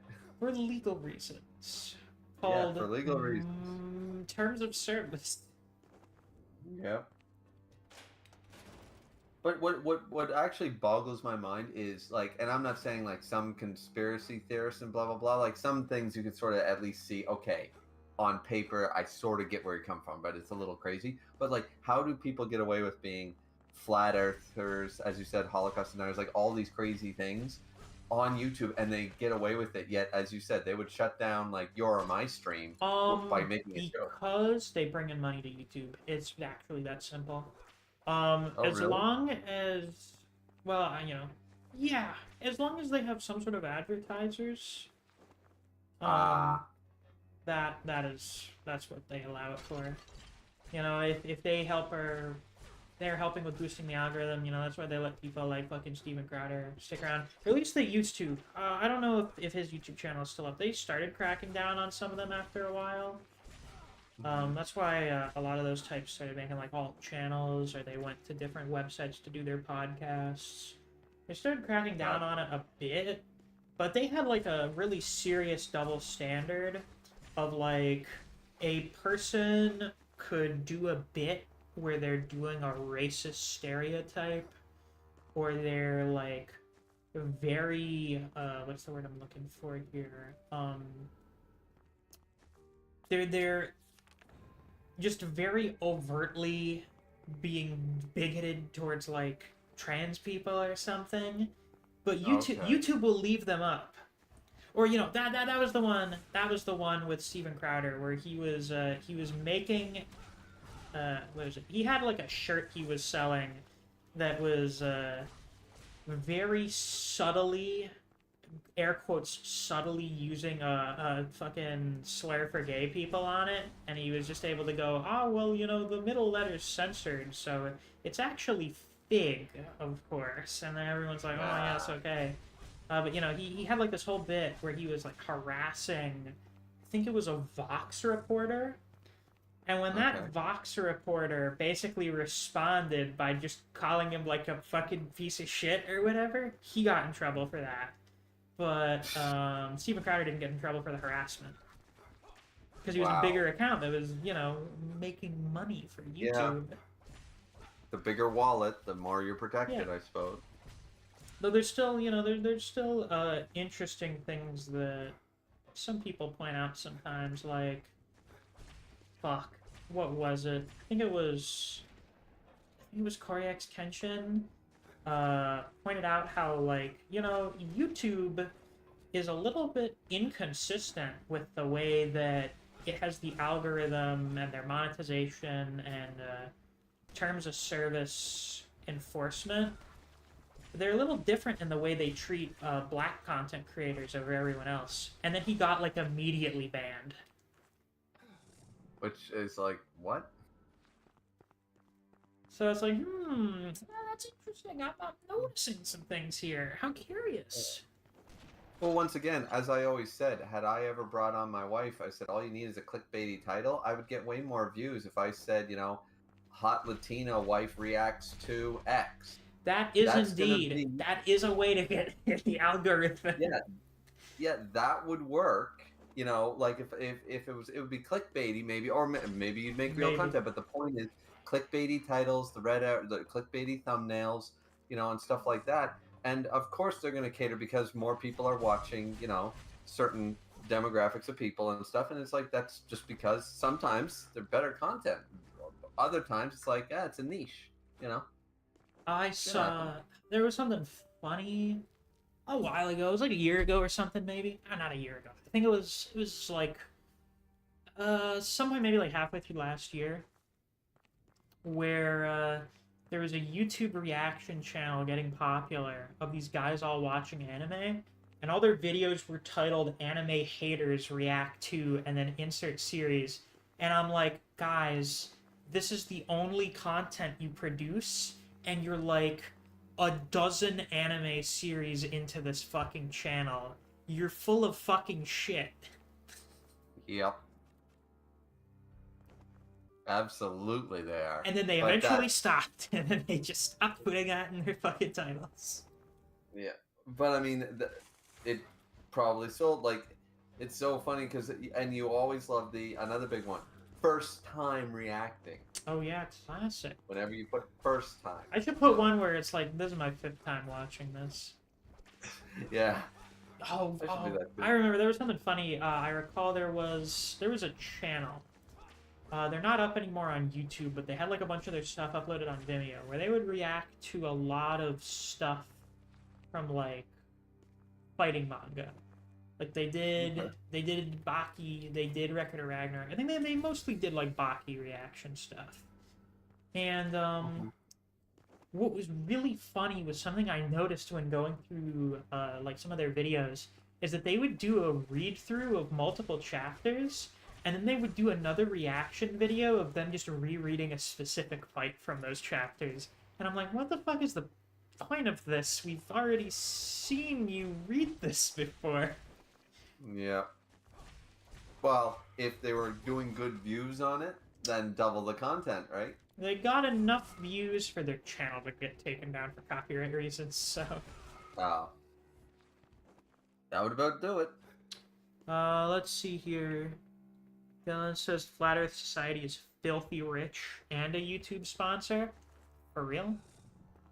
YouTube protected an actual cannibal, but bans people who say stupid things at wrong times. I did not know about that. No, me neither. I mean, well, as I said, the money talks and stuff, and people are going to be better protected, and you know, it sucks, but that's. Oh, you know, this makes a good stream discussion tangent. When you bring up cannibalism, Dylan, I've found the legal issue of cannibals to be kind of interesting at times. She had a finger on video in 2013. Jesus Christ. Whoa. That's fucking disgusting. But, you know, in relation to my point, the legality of cannibalism is kind of an interesting thing. And just that they're like, well, if the person being eaten consents, you know, who are we to stop Really? you? Is that how it works? At least here probably in certain states, where if, like, a person legally gives their consent that they are okay with their dead body being consumed by you, it's perfectly legal. Let's see. Now I'm curious. Now I'm gonna get flagged and look. Well, you this just up. have to go U.S. Legal cannibalism ? Or Let's homework? see. That's always a good one to add for, you know, Yeah. the government. I'm Googling this for homework. Don't worry about it. Exactly. I'm Googling this for a homework assignment. The Americas. In America. No, that's. As I imagine, in some states, you know, it's illegal because it's considered like, it's considered to be defilement of. Yeah, there's no laws actually against cannibalism per se. Yeah, not specifically cannibalism. I imagine in most cases it would be something where they categorize it as defiling a dead body. Yeah, they say states enacted laws that indirectly make it impossible. You're not allowed to legally obtain or contain or consume body matter. Yeah. So, well, I mean, once again, not to get weird, but I mean, does that mean, because wouldn't that include, like, I assume, like, human waste and stuff like that? And, like, I don't know. I think that's, yeah. So, for instance, likely a criminal charge. I mean, if you murdered the person, but, yeah. Well, it says, officers, it's fine. He said I could legally eat him out like groceries. Well, some people like that. With that specific phrase. Some people like Yeah. that. Well, it's just funny. I'm reading the actual law. This is Washington apparently, but the actual law is it is illegal to consume any bodily matter. I'm like, well, wait a minute now. Like, not to get a little too R-rated, but there's a thing that Oh, we women know, do yeah, that guys like. and you know, some guys do that as well. You Yeah. know, that's one of those things where, you know, like there are some states where sodomy is still illegal. Really? It's not enforced, but it's still illegal. Like, no one gives a fuck. But, No. you know, it's just kind of, it's just still on the books. Like, no one's bothered Yeah. getting rid of it. Yeah. Yeah, I imagine in that specific regard, it's something like that. One of those things where they leave it there, so it's just like, just in case we need to tack something on for someone, or someone's actually doing cannibalism, we use this to charge them with a crime. Right, we do it out of our way. Well, it's no different than I found this really weird. I found this out years ago when it comes to consent laws and things like that. Like in a lot of states and in Canada especially, it's really funny if your girlfriend or wife or someone like that, you know, or boyfriend or husband, whatever, doesn't matter, if they wanted to give you a wake up alarm in a very fun way and you were totally okay with it, that is actually very illegal because you can't consent when you're asleep. Yeah, Even if you give consent before you fall asleep, like, this is how I yeah, want to be woken because that's something I understand. Simply, you know, for that exact reason of just that's something that you need to establish boundaries on ahead of time. Oh, Because absolutely. But even if otherwise, do- you know, Yes. yeah. Oh, I get why it's there, but it's funny because even if you say, you know, there's like basically there's no legal way to get around ever getting that in your life, and I'm just like, I would never pass up every memory I've ever had. So I'm like, you know, so it's just funny because you can't, because someone obviously with consent you can change your mind in a split second. Right, you can say yes right now, and then you can say no. So yeah, that I see is why, because also, you know, when it does come to something like that, you can initially be like, yeah, I'm okay with this, but then when it happens, you're like, oh, I'm really uncomfortable with this. Yeah, like no, actually, can we stop? And it's like, yeah, okay, but yeah, so you can't give prior consent because now it's no longer valid. So yeah, that was something funny. I forget how I found that out. That was in a university class or some shit, talking all about it. It was a law thing. It was like minor law or whatever. Anyway, we were talking about odd laws. Oh, interesting. Like you and I are talking now. Like, did you actually know that ambulances are actually breaking traffic laws in some states and stuff? I'm like, what? Well, that's why we let them do that. Same with the police officers. Because because paramedics are not considered peace officers like firefighters and policemen. So though they have the red and white lights and they can put on their lights, and obviously you get the fuck out of the way and they drive through red lights and shit, it's not legal. It's a permission given by each city. It's just a thing we kind of agreed upon. Yes, but technically, since there's only a peace officer on duty is legally allowed to do that shit, but North America has agreed on this consensus that no, we're gonna let the ambulance driver get the fuck to the hospital. You know. That's interesting. Yeah, it's quite funny. I forget which states, because it's even up here in Canada, in some provinces in Canada. Because, once again, a paramedic is not considered a peace officer. So, I'm like, well, that's weird. What it was meant to do was to prevent off-duty cops from breaking traffic laws. Ah, right? I see. Yeah, that's a good one. Because, you know... That's what it was designed for, to say only a peace officer on duty is allowed to use the flashing light to go through red, blah, blah, blah, blah, blah, all the details. So that's why it was enforced, so that they weren't abusing it in their off time. Yeah, I get that. You know, local police officers like, oh boy, shift's over. I gotta hurry home to go eat dinner and beat my wife. But I'm stuck in traffic right now. I know what solution I have here. Just gotta flip on the lights and sirens. Exactly. And then he got home, he took his shoes off, and he went tuna casserole and just started swinging. Exactly.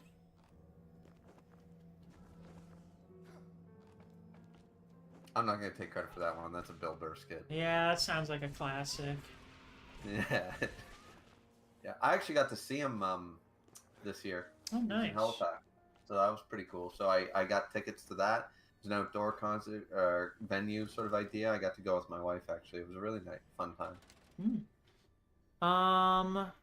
Medelsa, so Misc, what's your favorite Conky moment? Currently? I don't know. It was probably with the fucking, the barrels during the siege on the gate. Oh my god, you guys have this big siege tower you brought here? Fascinating. Have you considered I could just pour oil on it and light you on fire? I mean, that's the thing. He's so funny. I noticed I was watching quite a few Kengan prediction videos and just going on like stuff, and almost everyone universally is betting round one the exact same. Well, yeah. That's just bound to happen. But for all the same reasons. Like, nobody has a different reason. I think the reasoning's pretty sound for all of them. You know? I agree, but normally normally there's one or two things where I'm like, because I think this, whenever I go into, especially with like Ragnarok and stuff, I've noticed on streams, whenever someone says, well, why do you think that? And I'm like, because narratively, it makes sense, because it's going to fuck shit up narratively, and I lose a lot of people with that argument, but not this time. Everyone's in agreement that narratively, no. These people have to win for narrative reasons. It's like, okay. No, this is Conky climbing down the siege tower. Into the enemy to start shenanigans was my favorite one. That was so good. Yeah, That whole sequence with the poison general was. I wish I could remember there. That was all so fucking good. That was so good. You know a general that I actually don't like? Who? Is Ausen. Osen? Or however you say it. Yeah, the guy, the masked guy, yeah. The guy who wants to be king. Well, yeah, he kind of seems like kind of an asshole. He's an asshole, and he's revered as this. Once again, I don't want to spoil you, but yeah. Well, you know, his strategy of I'm going to wait in this one spot for a long time seems to have a good track record of working. Yeah. Oh, once again, he is successful on the battlefield and stuff like that. But there comes a point that when you get there and stuff like that, I forget where it is. I see. But yeah, when you get caught up, I'll be like, really? Like, I'm like, brother, you know. you're a fucking asshole. Also, you're a guy going, I'm going to become king in a story about fucking Qin Shi Huang becoming the king of China. It's not happening, boy. Yep. Brother, it's not fucking happening. Nope. But it's funny because it's not like something completely out of character or heinous or whatever like that. And I think it's just because on the where you read it like monthly or whatever like that, it just became like sort of like Sanji baking the cake in Whole Cake. You reread it now and it doesn't seem as egregious. Oh yeah, this is what Osen does for the entire arc. He builds a fort and he waits in the fort. Yeah, and it's just like, really? This is the genius, general? And I'm like... The genius general of I'm going to distract you and wear you down for a while, and then I'm going to trick you into following me somewhere you shouldn't follow me. Mm-hmm. One of the things Kingdom does really well is making me care a lot about some of the characters. Like, Mobu. Like, the really old, plain general. Oh. Yep. I fucking loved him during the, what arc was it again? It was Sanyo, Bio? I can't remember. But the arc they were there with Rempa and everything. I was like, wow, I've taken quite the liking to you rather quickly, my good sir. And then he gets into the fight with Rempa, and I'm like, oh god, he's going to die. Oh, Jesus. It's so over. Yep. Or, It is. it has the really good page turns where, like, you know, one of the protagonist characters will be doing like really well. They'll be really showing the antagonist what's what, and then next page turn, I do a big swing of my halberd and your fucking arm gets chopped off. Oh. Yep. No, like that's. I think actually in the current, like what's going on right now, my favorite general right now would probably be Oki's right hand man there, Toe. Oh yeah. He started to show what he's made of in fucking Coalition. Yeah, what I liked about it is there was another perfect example, which we've seen in many fictions, like the Rayleigh to Roger, the Zoro to Luffy, that kind of idea, is that this is a dude who has always been number 2, not because he doesn't have the strength to be number 1, but because of honor, friendship, loyalty, all that shit. Like, this dude was well on his way. He could have been one of the 6 generals this entire time. Yeah. He was just like, no, I'm Oki's right-hand man. And that was it. He was perfectly happy being that. And I was like, yeah, I like those characters. Yeah. That was one of the things I picked up on, like, yeah, like, by the time Coalition started, was, you know, after, you know, Oki's been not around for a while, and I'm just like, you know what, actually, I think you guys will be fine without the 6 generals. You have a lot of really competent, powerful people at your disposal. I think you'll be fine.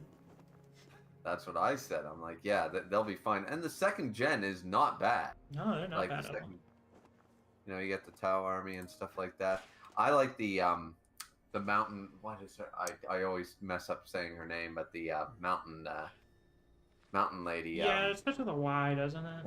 Yatanwa, yeah, that's who it is, yeah. Yotanwa, yeah. I don't know how I just remembered that right now. I have no idea. Yep. But she's really cool. Yeah. I mean, one of my favorite characters who does get some spotlight but not enough is, well, there is Oki. I mean, Oki there's gets actually quite a spotlight. few. Yeah, there's a lot of good characters in Kengan. Or Kingdom, Or yeah. in Kingdom. Yeah, Kingdom's just in general a really good manga. It's just really good. Yep, it certainly is. It's a very strong character-driven series. Which is Oh, well, yeah. certainly A series with a very strong cast of characters. I don't know how much I'd say it's character-driven, given that it is a retelling of Chinese history. Yeah, there is something to be said for that. I definitely really like also out of the obviously the up and coming ones. I always like Moten. Oh yeah, out of, yeah, like, yeah. stuff like that. I always thought, I was like, he is like the one who's like, okay guys, we are all kind of awesome. Can we try working together here? Like, Yeah, he's Moten's... always... That was... Listen, I was afraid, as a man that does not know my Chinese history, outside of Qin Shi Huang will unite China. When they got to the part in Coalition where Moten gets cut down, I'm like, fuck, he's gonna die. Shit, I really like him. And then it leads to the Mobu moment. I'm like, fuck, that's so good. Yeah. There's so many great character moments in Coalition.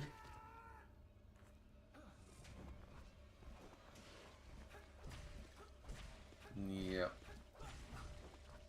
The moment, yeah, realism that when Toe showed up to destroy that arrogant Shu general was awesome. I was like, yeah, I'm like, You're out- brother, you're outclassed here, buddy. you are out of your fucking element here, son. yeah, this dude's awesome. Yeah, Raboku for me, I don't.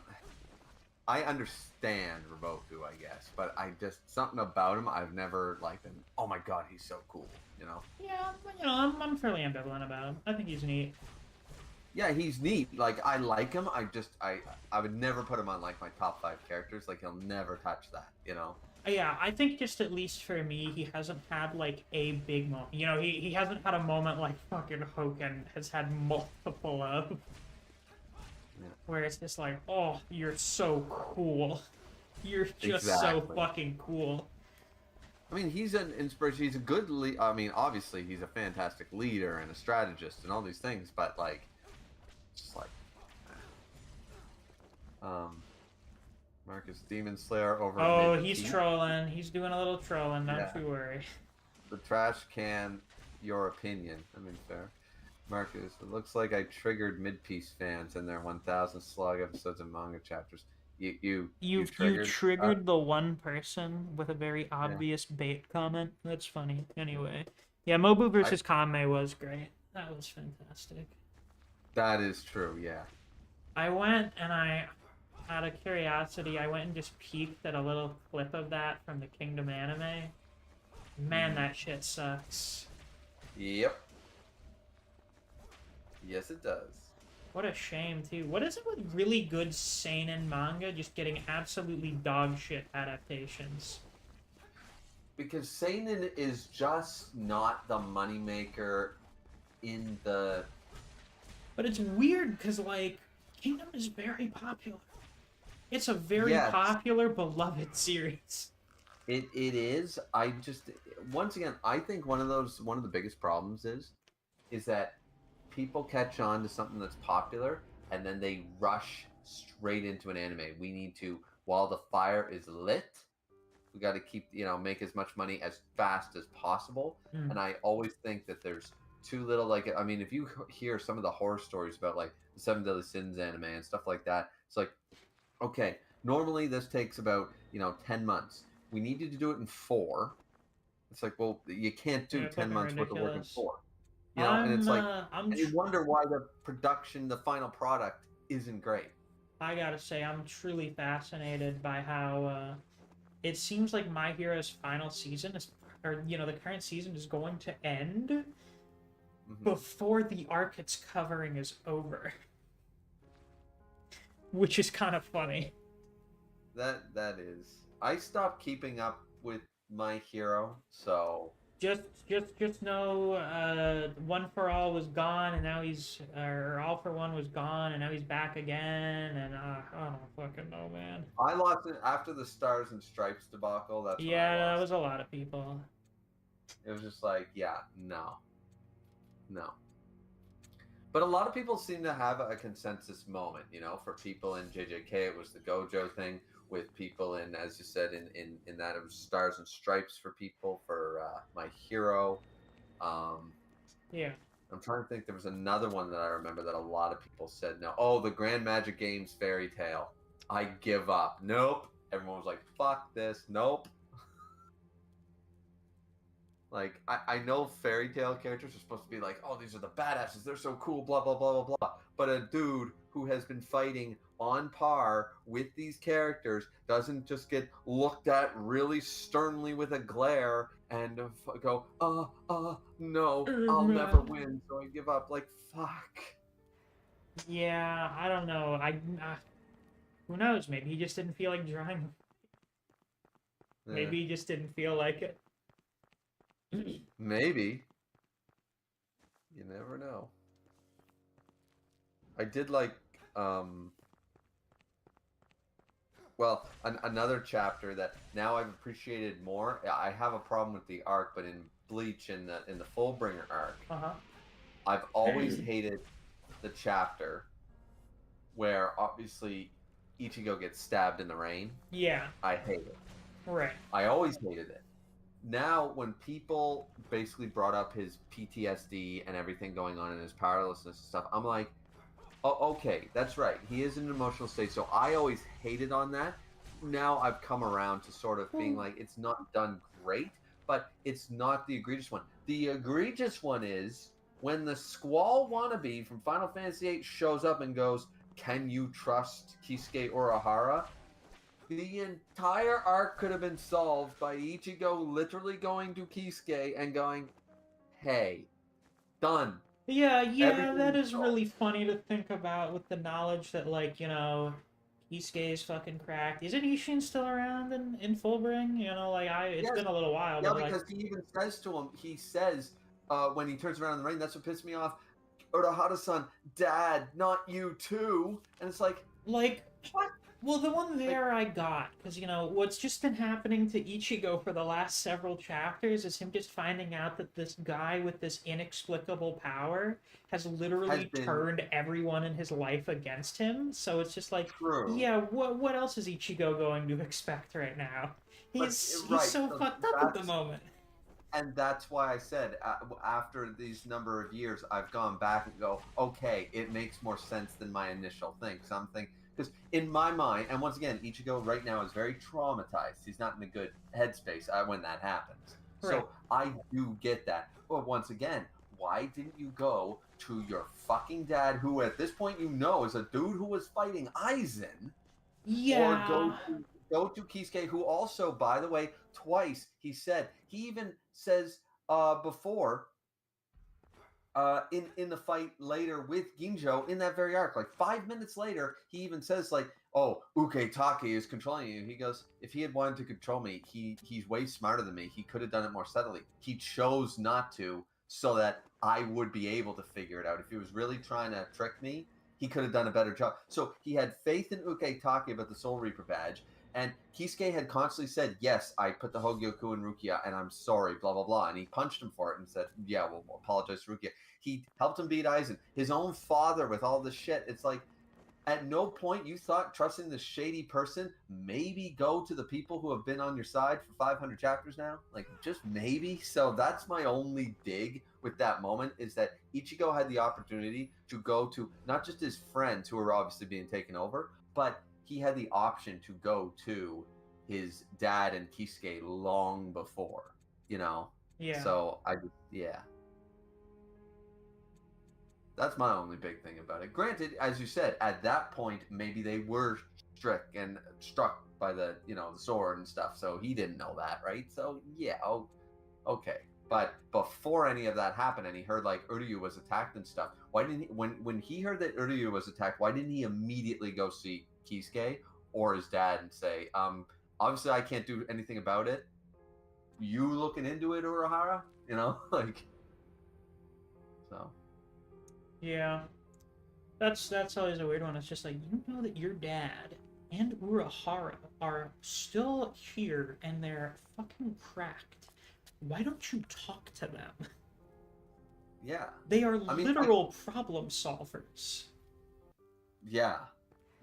That's my thing. Like, once again, you could argue that, okay, he wasn't.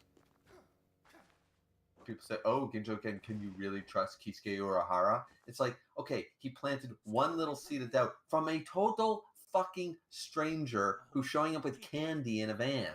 And I'm just like, you've been through a lot with Urahara at this point. I could see this if this was Soul Society before rescuing Rukia. He didn't know much about him, but at this point, he learned from Yoruichi who Kisuke was. He knows his history. He knows everything now. So I just don't.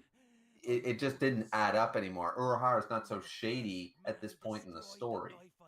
So, and as you said, when Uryu got attacked, you would think he would immediately go to Kisuke and be like, "You're the guy who probably has a device that's going to examine his wound and figure out exactly what time it happened at," Yeah. So, either way, Fullbringer wasn't as bad as people.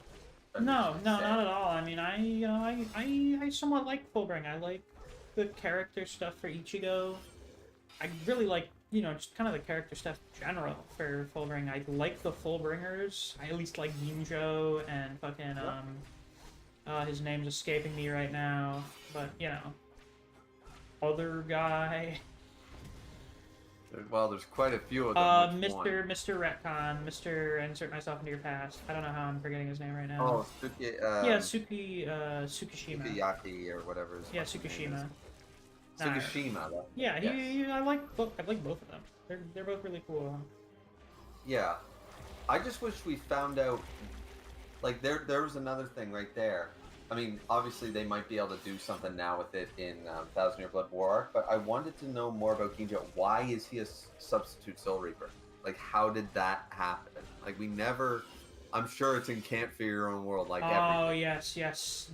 This book that we used to make up for a lot of the things that Kubo did not address that he should have. A lot of the world building Kubo did not bother doing in the manga. Yeah. Oh, the worst part is when people tell you, well, it's been translated, or they say, well, check the wiki if you don't believe, the translation and stuff. There was actually a post on Reddit like a few years. This was quite a few years. I Or think like 4 years Tsushima. ago now. But they literally showed up like the panels, how the Wikipedia entries had changed twice in the last 2 months, complete with brand new paragraphs of stuff. But Can't Figure Your Own World had been out and translated a long time. So it's like, yeah, but the same people who are lying to feed their argument are the ones editing the fucking Wikipedia pages. That is so it's really still not funny. getting from that. Yeah, so. No wonder that meme came out. It was in Can't Figure Your Own World. I know very little about Can't Figure Your Own World. The only thing that I know is apparently the All 8 the- chem pod is cracked. Yeah, all the most cracked, disgusting things you've ever seen in your life. They're in light novels. Yeah.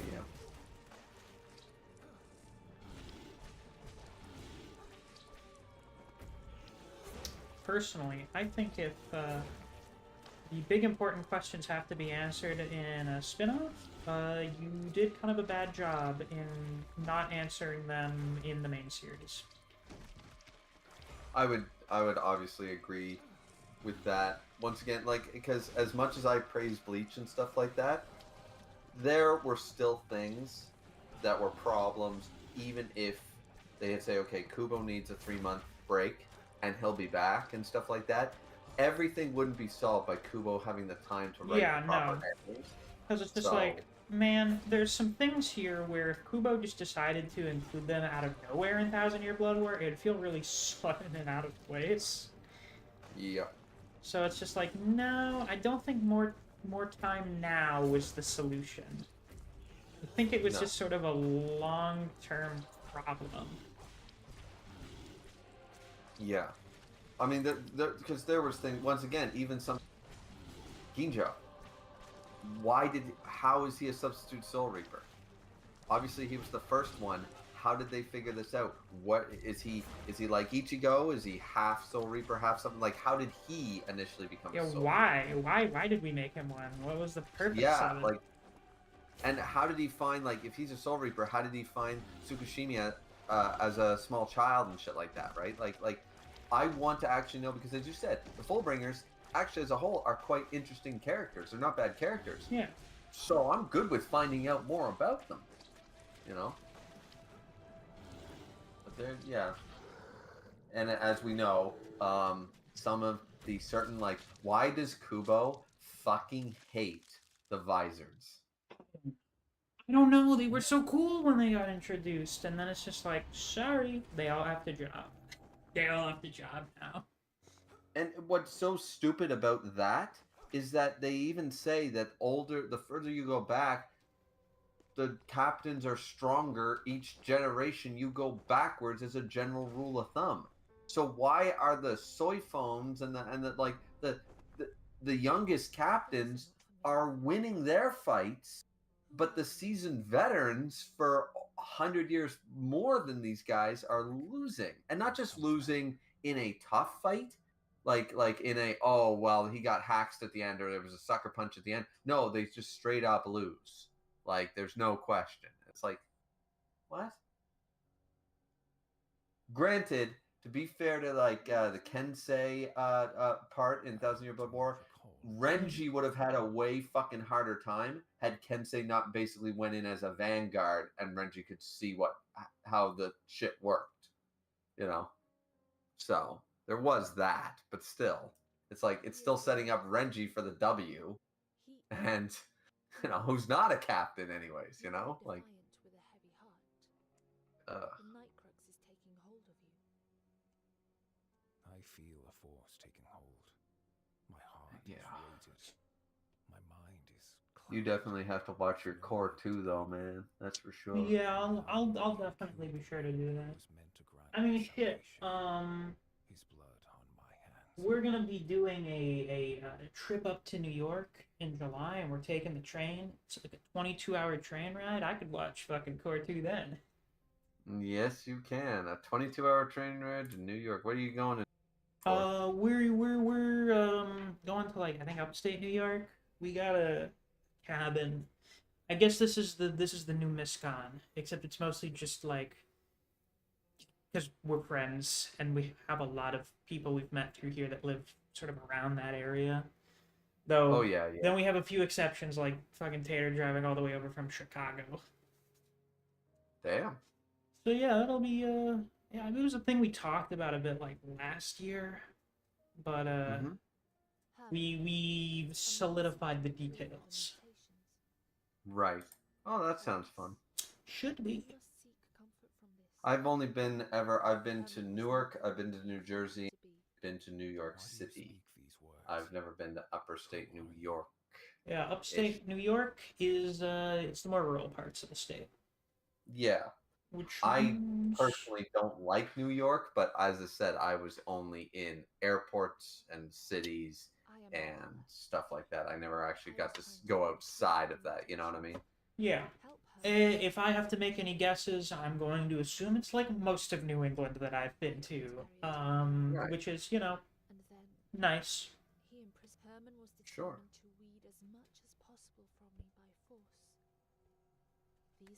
Maybe I'll get caught up on this. I never did read this Kill Blue manga. Kill But I hear Blue? it's good. Kill Blue, yeah. I hear it's good. It's only like 50 chapters. When did it come out? 2023. Huh. Yeah, it's by the dude who made Kuroko no Basket or whatever like that. Oh, the basketball guy. I see. Yeah, yeah. He made Kuroko's Basketball and then Kuroko no Basket. Yeah, so he made one called Kill Blue. I have no idea what it's about. New series from the creator of Kuroko's Basketball. Can a legendary assassin redo his life as a middle schooler? Well, that's fascinating. Yeah.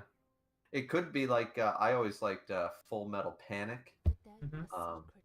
And that was sort of the same idea. They took a child soldier, put him as a high schooler to protect one of the girls, and he's just all about being a soldier. He has no concept of how to act like a high schooler. So hilarity.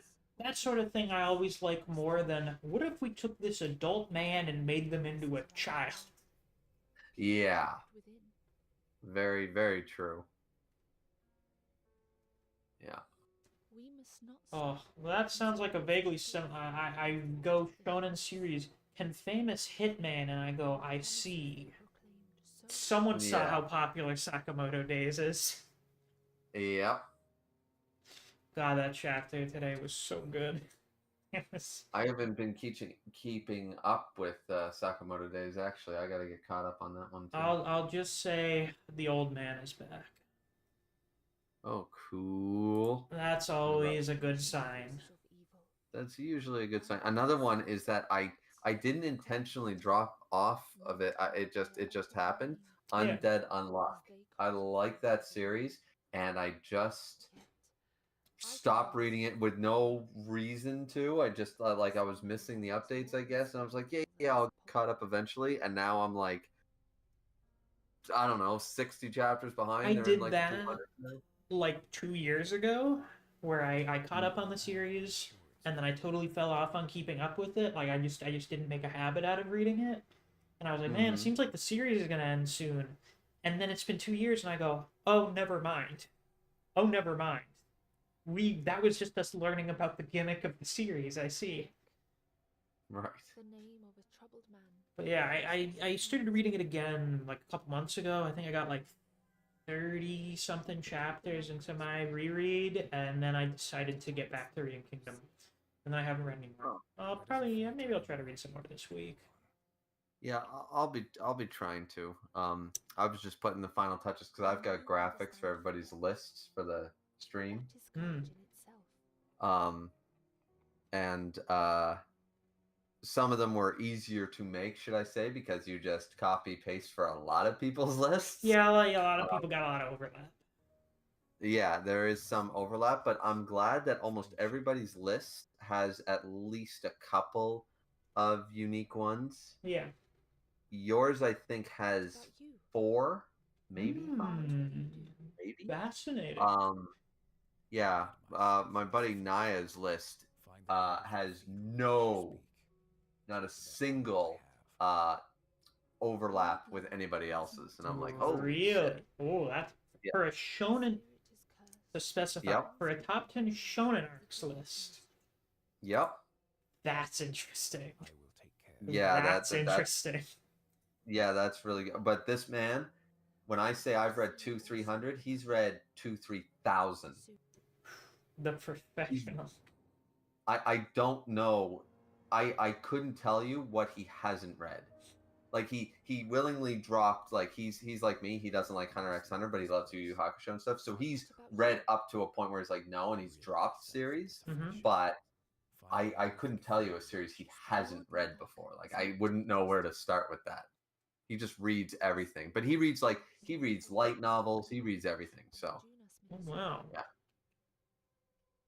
But I am just looking at everybody's list, and I'm seeing some overlap, but I think everybody's got there's 2 there on that list because Bernice has a list, and his has 3, 4 like yours, 4. Artist gave me a list. He's got 1, 2. He's only got 2 unique ones. Band has 1, 2, 3. I'm seeing a lot. I'm not surprised because I know a lot of people like this series. But I'm seeing a lot of Hunter x Hunter. Well, yeah. Well, yeah. Yeah. Finally, I can only comment on one of them because it's the only like somebody's got Heaven's Arena. So someone has Heaven's Arena on their list. Yep. What? Near the bottom, but it's there, and I mean, once again, I just asked you this. I'm not arguing it. Do Right? they also have Chimera Ant on there? Let's see. Nope. They have Greed Island What? instead. Yeah. That's insane. That's crazy. Yeah. I mean, I can probably kind of imagine why someone would have that take, and it's because like the first 2/3 of Chimera Ant are primarily build up to the 3rd act, but Yep. like Heaven's Arena over it.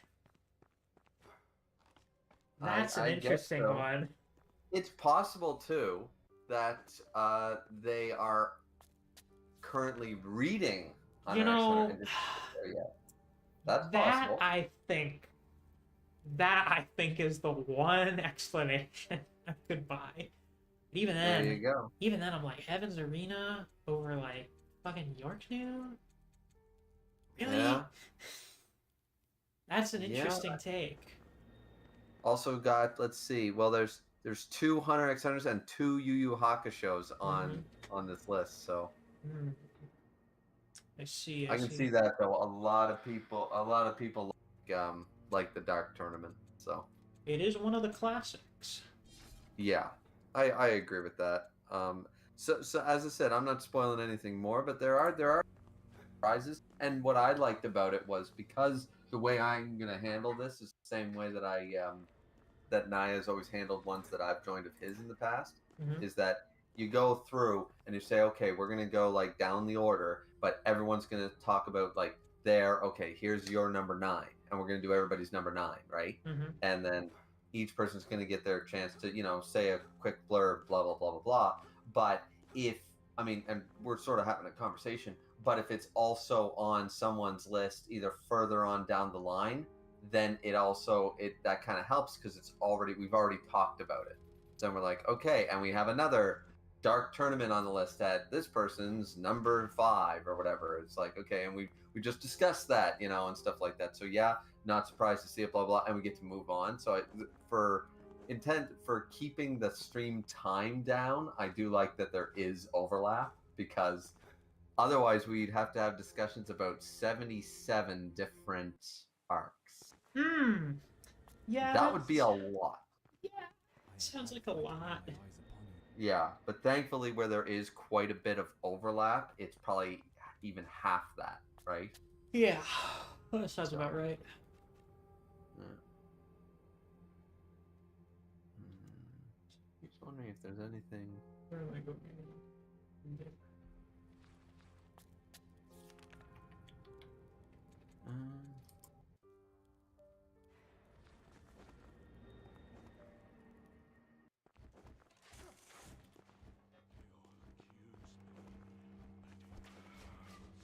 Let's see.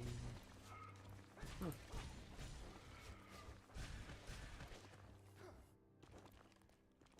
Yeah, there should be. It should be a fun time when I figure out a date. I'm hoping weekend maybe, but we'll see. We'll see what goes down. Yeah, if it's like, I don't know, if it's next Saturday or something, I'd be able to join. If it's like Saturday evening.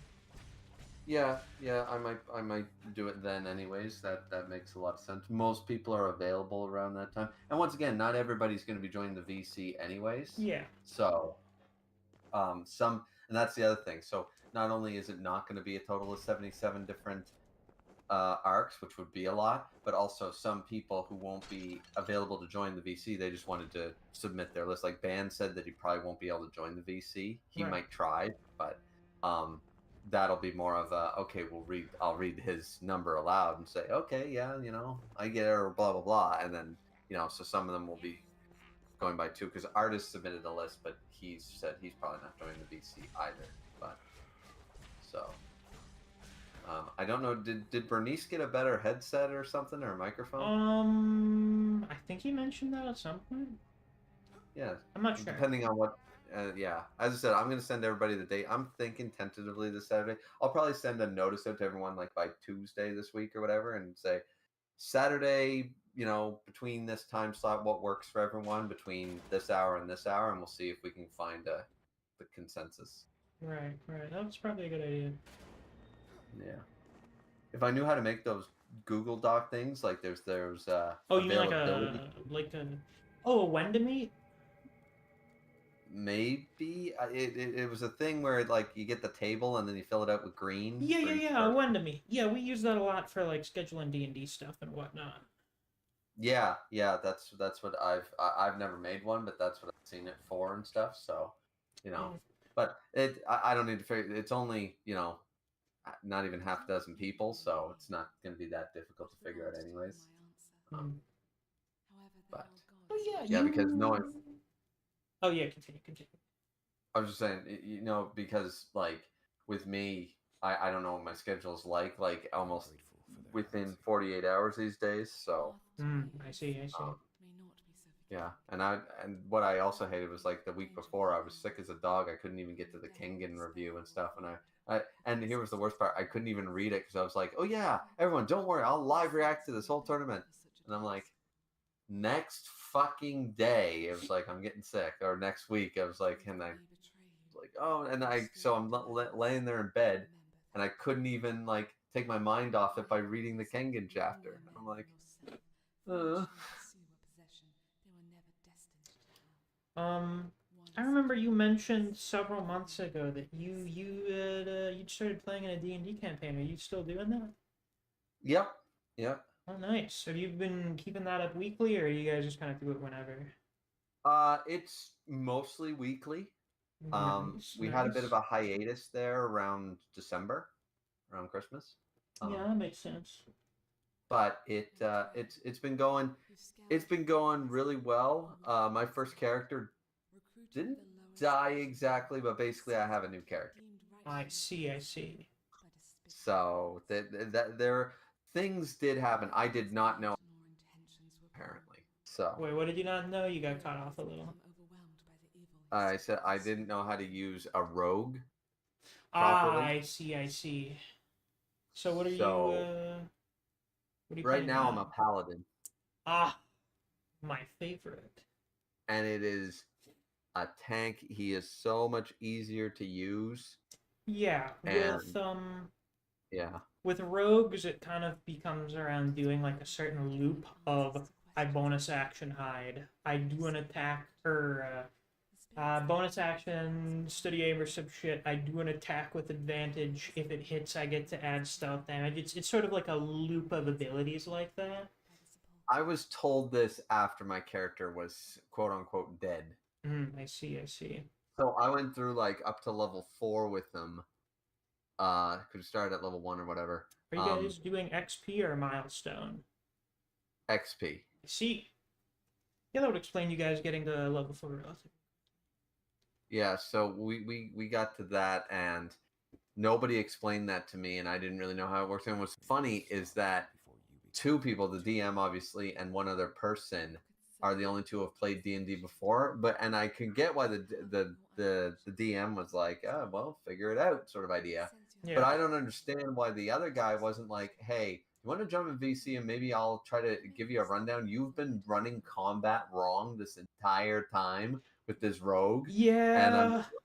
And yeah, it's kind of weird that they didn't pick up on that. Normally, that's something you would point out.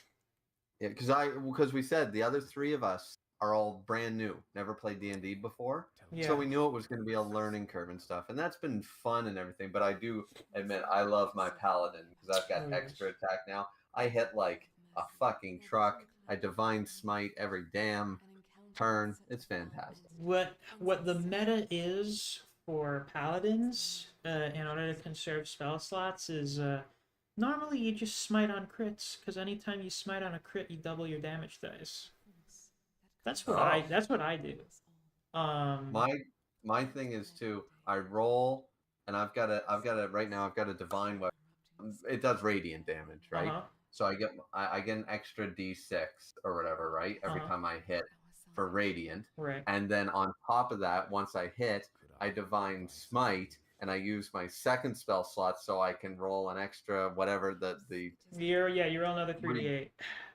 Yeah, 3d8s and stuff like that. And usually by then, whatever it is, it's like, okay, well, this thing is hurting. I'm like, well, I'm not wasting my other spell slot yet. I'm going to sit back, let someone else attack and stuff. So it's never been much of an issue, which is great. Oh, yeah. But there is a problem. What sucked, we fought a, like, ice dragon, frost dragon. Anyway, a boss. It was basically a boss. Yeah. And I didn't get to move once. What was stopping you from moving? Or they just killed it that quickly? Well, no, this ice dragon kicked the shit out of us.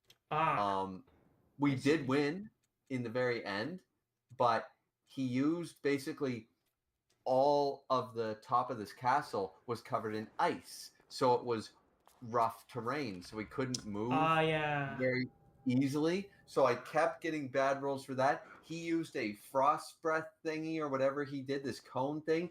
It did like 38 damage. I had 6 HP left. I was like, I fuck. see So that. then I tried to, yeah, it was brutal. Like, so first turn, I never got to hit the damn thing, and I'm watching my party slowly try to kill this thing. Another guy died like the 2 turns later and stuff. And we were like, what the fuck? And we only had this. Rough. Yeah. Yeah, we were not prepared. Yeah, that sounds like a not optimally designed combat.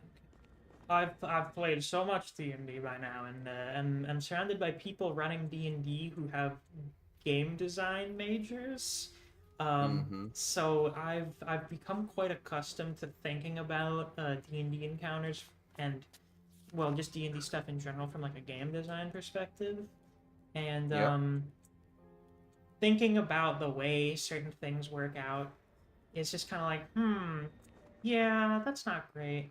I'm reminded of a boss fight that I ran towards the end of my previous campaign, in which they had a mount that was this 3-headed dragon chimera creature. Now, I should preface that my campaign ran into epic level, which was when we go above level 20, and we use like homebrew stuff for just giving like feats instead of extra levels. And my party also got a lot of homebrew items and stuff that I made that were not very balanced, so they're cracked. I went a very long stretch of the campaign of just being like, yeah, you guys are just broken. You guys are not going to be challenged by very many things outside of major boss encounters. So they get to this boss, which is they're the final boss of the big war arc, the big mass combat arc. Yep. And they're on their big three-headed mount, and I go, oh, wouldn't it be funny if this thing did 3 breath attacks in one turn? Oh. They didn't like it. And it ended up being just like a really bad first impression for the fight. Of just kind of starting off the fight and just like, oops, everyone's now under 50% HP right from the get-go. Yeah, that's never fun. No, so I was like, I got a little overzealous. Oh well. I would say you did, which is what actually our DM sort of explained. Like, I love that what our DM does at the end of a session or whatever. He'll say like, you guys were not meant to, like, some things like we breeze through and stuff, and he goes, you guys were meant to struggle, like you guys were not meant to win that so easily and stuff. Or yeah, some things he's like, yeah, the rolls were just not in your favor. It was supposed to be an easier roll to do this, and all of you failed, and it's like, shit, you know. So yeah, I do like that he breaks it down going, here was my thought process, and you guys sort of went on a direction or bad rolls or something that I didn't expect you to want to try to do and stuff. So it's like, okay, well, at least you're explaining it, because what our current thing is that we can go in we have multiple major quests right now. So we can pick and choose what we want to do first and where we want to go. And he's giving us like a shit ton of freedom, and he's sort of just building on top of it. Like, obviously got stuff planned, but he builds on top of it, as obviously that's how you do it as a DM. But it is quite interesting to sometimes he's like sometimes we're like, oh wow, well, we can keep going. He's like, I'll be honest with you guys, I have nothing ready for you because this combat was supposed to take like 45 minutes. You finished it in 10. And you know, or just, you know, certain things. So, but once again, maybe, you know, different DMs, the longer you've played D&D, the more you've DM'd different campaigns before and stuff, I guess, you know. Yeah, one of the most important lessons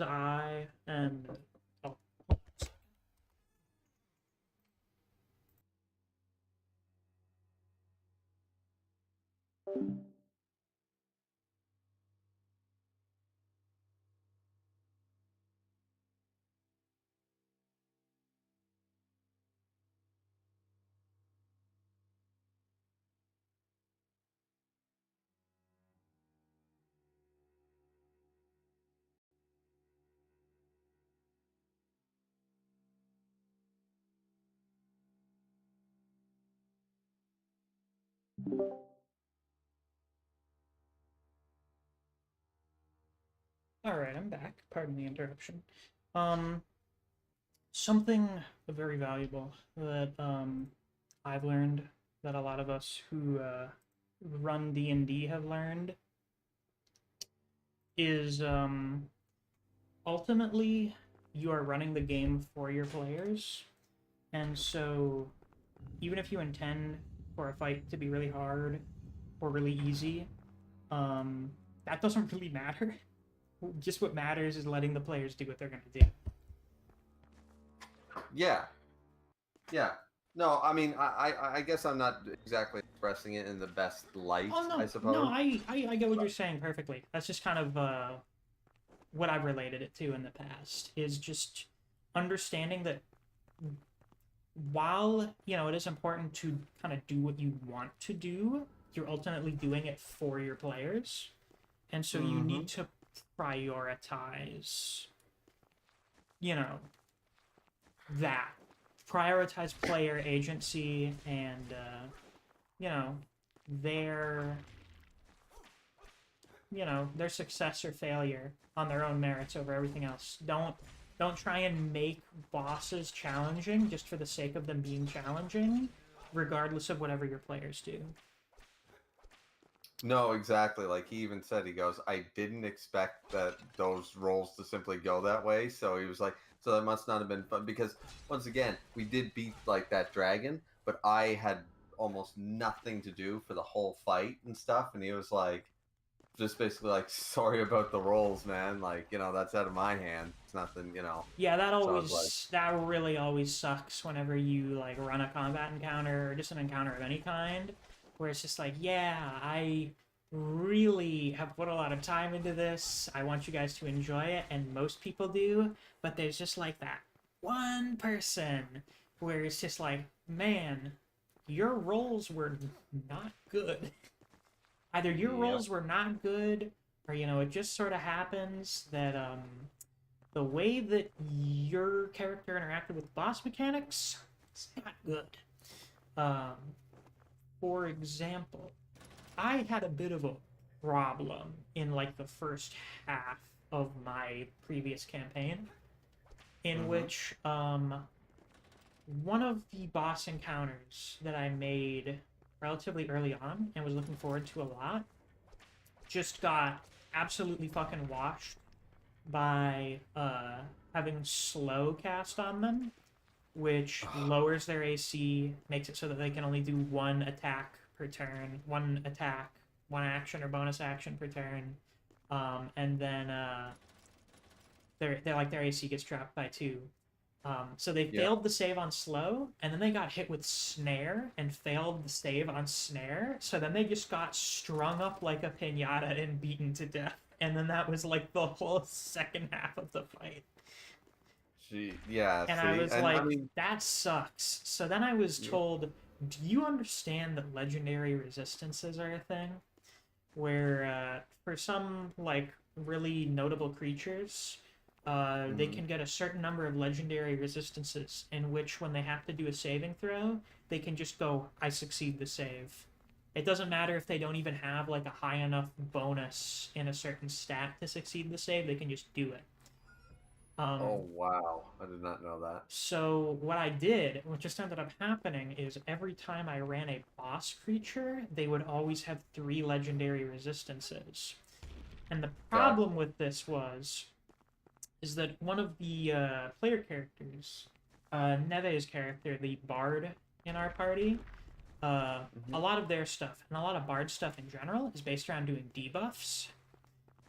And when I'm like, well, I don't want my boss to get debuffed, or otherwise they're going to get beaten really easily, they would pretty much only ever use legendary resistances against spells cast by Neve's character, which then meant that basically anything Neve ever tried to do would just get negated by a legendary resistance. Gotcha. Which resulted in her not really enjoying playing that character as much as other people got to enjoy their characters. And I felt really bad about that. Which is why Imagine. I've changed... Well, for starters, I didn't really use legendary resistances much at all, like, the second half of my campaign. And the other thing I've done going forward, like in other stuff I run in my new campaign that just recently started, is rather than just being a you succeed button, I'm doing the Baldur's Gate 3 variation of legendary resistance, which is just the boss has a certain number of times they can just add a bonus to a saving throw. Okay. And there may be times where they roll like so badly that even if they add that, it wouldn't be enough for them to succeed. So I think it's a more balanced version of that system that doesn't just overtly fuck over people that run debuff characters. Right, exactly. Because as you said, it's all about the not the characters, the people playing, right? Right, you want your them... players to have fun. Exactly. So you want to make sure if they want to run a certain type of an archetype of a character, if they want to play a certain style, it shouldn't be overpowered, but it shouldn't be useless. You know, you should be a nice, happy. Yeah, you should be. I'm not just gonna let you dog walk all of my encounters, but it's not like I'm gonna go out of my way to undermine your character specifically, while, you know, other people who are just like marshals, people who just have a big sword and hit things, or people that just, you know, do normal spell attacks, they experience nothing like that. It's just not fair. No, it wouldn't be. Mandela also said, and I didn't know this because my first was actually a half elf. Did they get rid of half races in D&D? know. I mean, I think there's been some discussions about some stuff like that, but from what I understand is it seems like they're probably just gonna return to something from some of the previous editions, which is basically just like custom lineages. Where Right. stuff like half-elf and half-orc is just like a really broad, generic umbrella term. Right. Whereas in previous editions like 3.5, you could do like very unique character backgrounds Mm-hmm. where, you know, you could have like a fucking I don't know, a tiefling who is, you know, their parents are Goliaths or whatever, or you could Jeez. have a dwarf or like a half-orc who's also an Azamar, or, you know, some shit like that. You could do custom lineages where, you know, you can make your character whatever the fuck you want.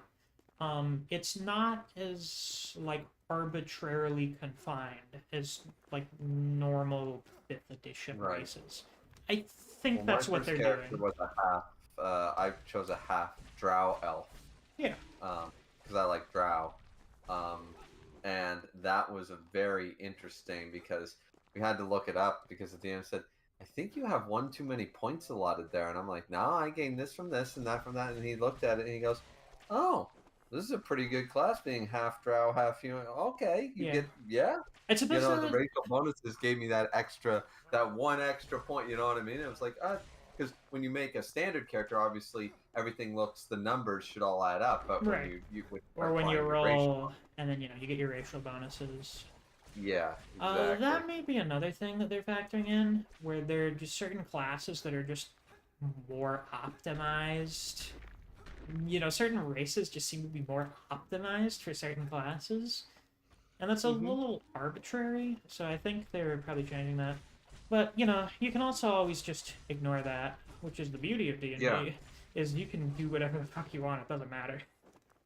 Speaking of which, we did you do- ever get that Star Wars one off the ground? I haven't really invested too much in doing that. Just a lot of stuff Oh. is developed more so with stuff happening in my D&D setting. Where Okay. my D&D setting that I started with my previous campaign,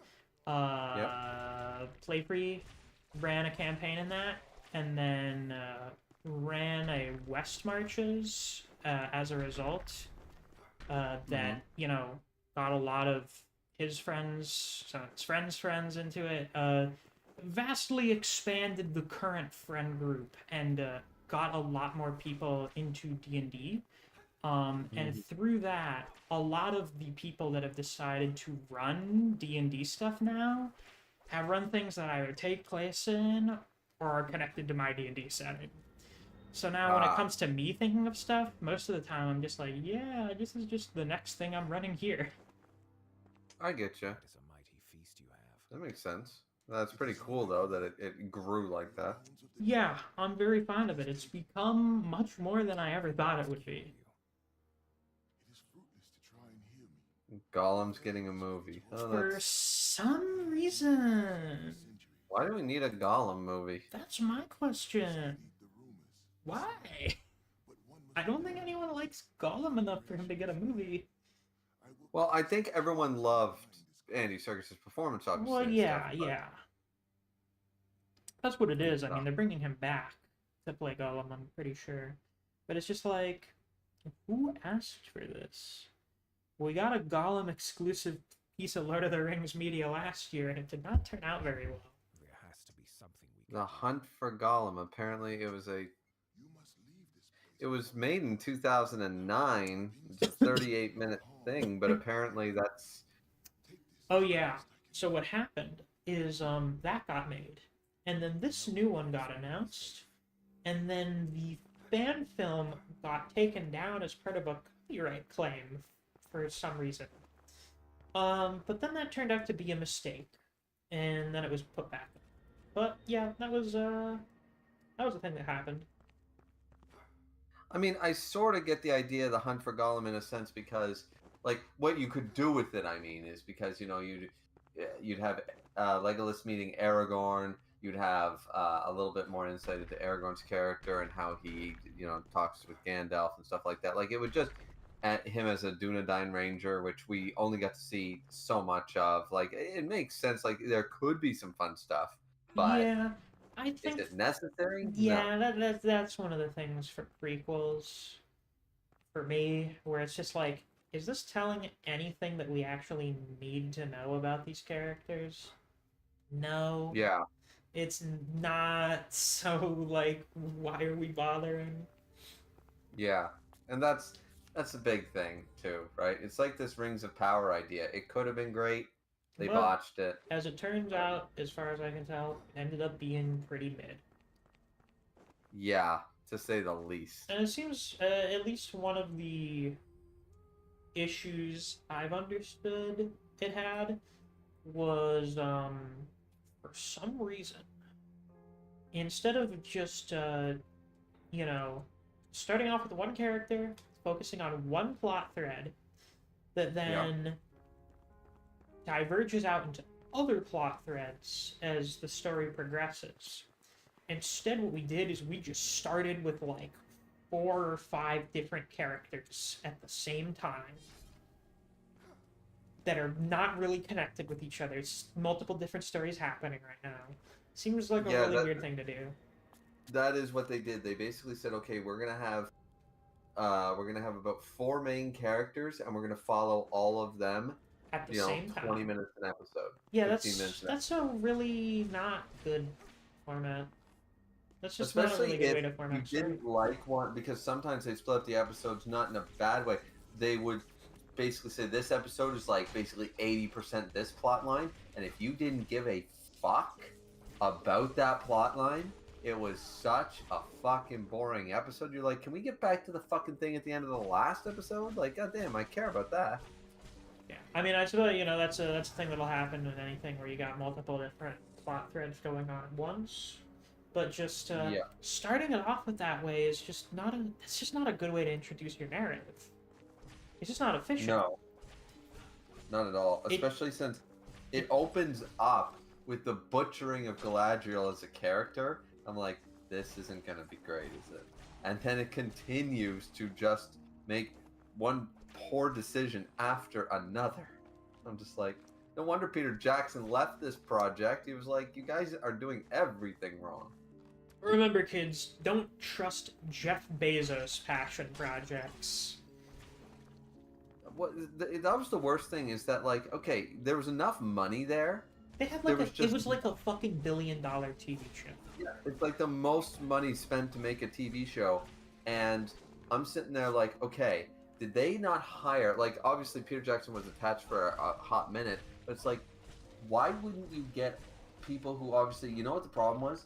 That these were clearly people, and I think this is an ego thing for a lot of directors and stuff, that went back and went, yeah, we want to basically write our own D&D story. We want to write our own story with these characters that we think is a really cool story. That, like, the story of the Rings of Power, the way they're handling it, could work as I just said, like a D&D, as a standalone fantasy film. Yeah. But it doesn't work because you're literally ignoring everything that Tolkien has already told you how it goes. This is what happened. This is how it works, and blah, blah, blah. You're supposed to be there to bring that to life on screen, fill in the gaps, not, you know, and I mean, even when Peter Jackson changed something, he tried to do it in the best way possible while maintaining his own version of events, while not shitting on it, directly saying, no, I know Tolkien told me X, and I'm going completely against it. At least he would attempt. Yeah, I mean, you know? everything that he did was just for the purpose of bettering what was already there in the context of it being a movie. Like turning Aragorn's character into the reluctant king worked for the films because it gave Aragorn a storyline, because the fact that he just shows up as a ranger and it just so happens to coincide that he's gonna also become king the same time he just happened to hunt for Gollum and stuff. Like, what were you waiting around for? What about the last 10 years? Like, why haven't you already assumed the mantle of king already? You know what I mean? Like, he had every intention in the books to go get the sword and become king. There was no doubt, and it's like, well then, and that version, you know, the original reads, what Tolkien wrote reads awesome as well. It absolutely does. Yeah, it's just, But when you it's just stop a, and think, it's just a very different tone for the character. exactly. So the fact that he changed the tone but kept all of the dialogue and the dynamic of his character and who his character was at his core still worked on screen. So, you know, like, there is a good change that he made to add the drama to the film so people weren't bored and so his character could develop and we could watch that happen. Because also, unlike a book format, on screen, we're following two separate plot lines for Two Towers and Return of the King. And if Aragorn doesn't have a real goal that hasn't shifted or changed, if he doesn't develop, kind of boring to watch three stagnant characters just go through the paces. Yeah. Two whole films. So, you know, because by the beginning of the second film, once Gandalf's reintroduced, Gandalf's character development was done in Fellowship. So now he is the stagnant character who's there as his completed character arc. Right. So there's no one else there other than, of course, Legolas and Gimli getting time to shine, developing their friendship, which is how they developed. But we needed Aragorn to have something. Aragorn couldn't just be the same guy he was at the beginning as the ranger, and now all of a sudden the king, you know? So, Yeah. you know, just things like that, as you said, that you change whenever you adapt anything. It doesn't need to be something as epic as Lord of the Rings, but whenever you adapt something, you make changes with the spirit of what they were trying to do in mind, and just, you only change things when necessary, not because you think you did it, you have a better idea, you know? Right. So at least that's the way I've always taken it. You know, Steven Spielberg took out the whole cheating wife thing out of Jaws because he was like, "Nah, we just want to get to the shark." Yeah, you know, we do not care. We do not care Yeah, about we do not care. the Yeah, like, subplots. we don't give a shit. Yeah, because there was tons of subplots in the Jaws novel. None of it's addressed in the movie, you know? But that worked because it wasn't relevant to the overall feel of the movie. It's So like, it was we like, do okay. not care. We do not care. Exactly. So, you know, but he made those changes to keep viewers entertained. He's like, I'm not making a drama, I'm making a horror film. So I want to focus on the shark, not the people, you know? Right. And it worked, and it makes sense. In a book that you're reading, where you're not visually seeing the shark and seeing the tension and seeing everything on screen, obviously the horror element takes a backseat to the drama of the characters you're following it on paper. Obviously, there has to be more to the human characters in a book style. So, yeah. Things like that. There was a dude who cried over the Rise of Skywalker trailer. What? Oh, yeah! Oh, I remember that. That guy got mocked to hell. I'm pretty sure, you know, he gets, that gift gets used as a reaction to make fun of people all the time now. Did he actually, though? Or was it... His eyes teared up a bit, you know, he was hyped. The nostalgia bait worked on him, as was intended. As I said, you and I, not that we need to get in again, but discussion that I actually think that while both films are bad, you hate Rise of Skywalker, and I hate Last Jedi. You know, here, let me put it this way. Maybe this puts it into better terms. Rian Johnson was doing that thing you describe with like adaptations, except it's, you know, it's a continuation of a franchise. In the case of Rise of Skywalker, I felt like J.J. Abrams and Disney were looking at me and going, "You're a stupid fucking sheep that's going to follow the nostalgia carrot, right? Okay, here it is. We're gonna keep waving it around in your face, and you're gonna come watch the movie, and you're gonna like it, aren't you?" And I go, "Fuck you, you piece of shit." Which I always took it similar, but in a more of "fuck you, Rian Johnson" way was the reason. I'm sorry, you can make a good sequel to a bad movie without doing the laziest nostalgia baiting shit I've ever seen in my life. Fuck, you can even still do nostalgia bait, but you can at least make like a coherent movie that doesn't have a bunch of inexplicable hand-wavy plot points.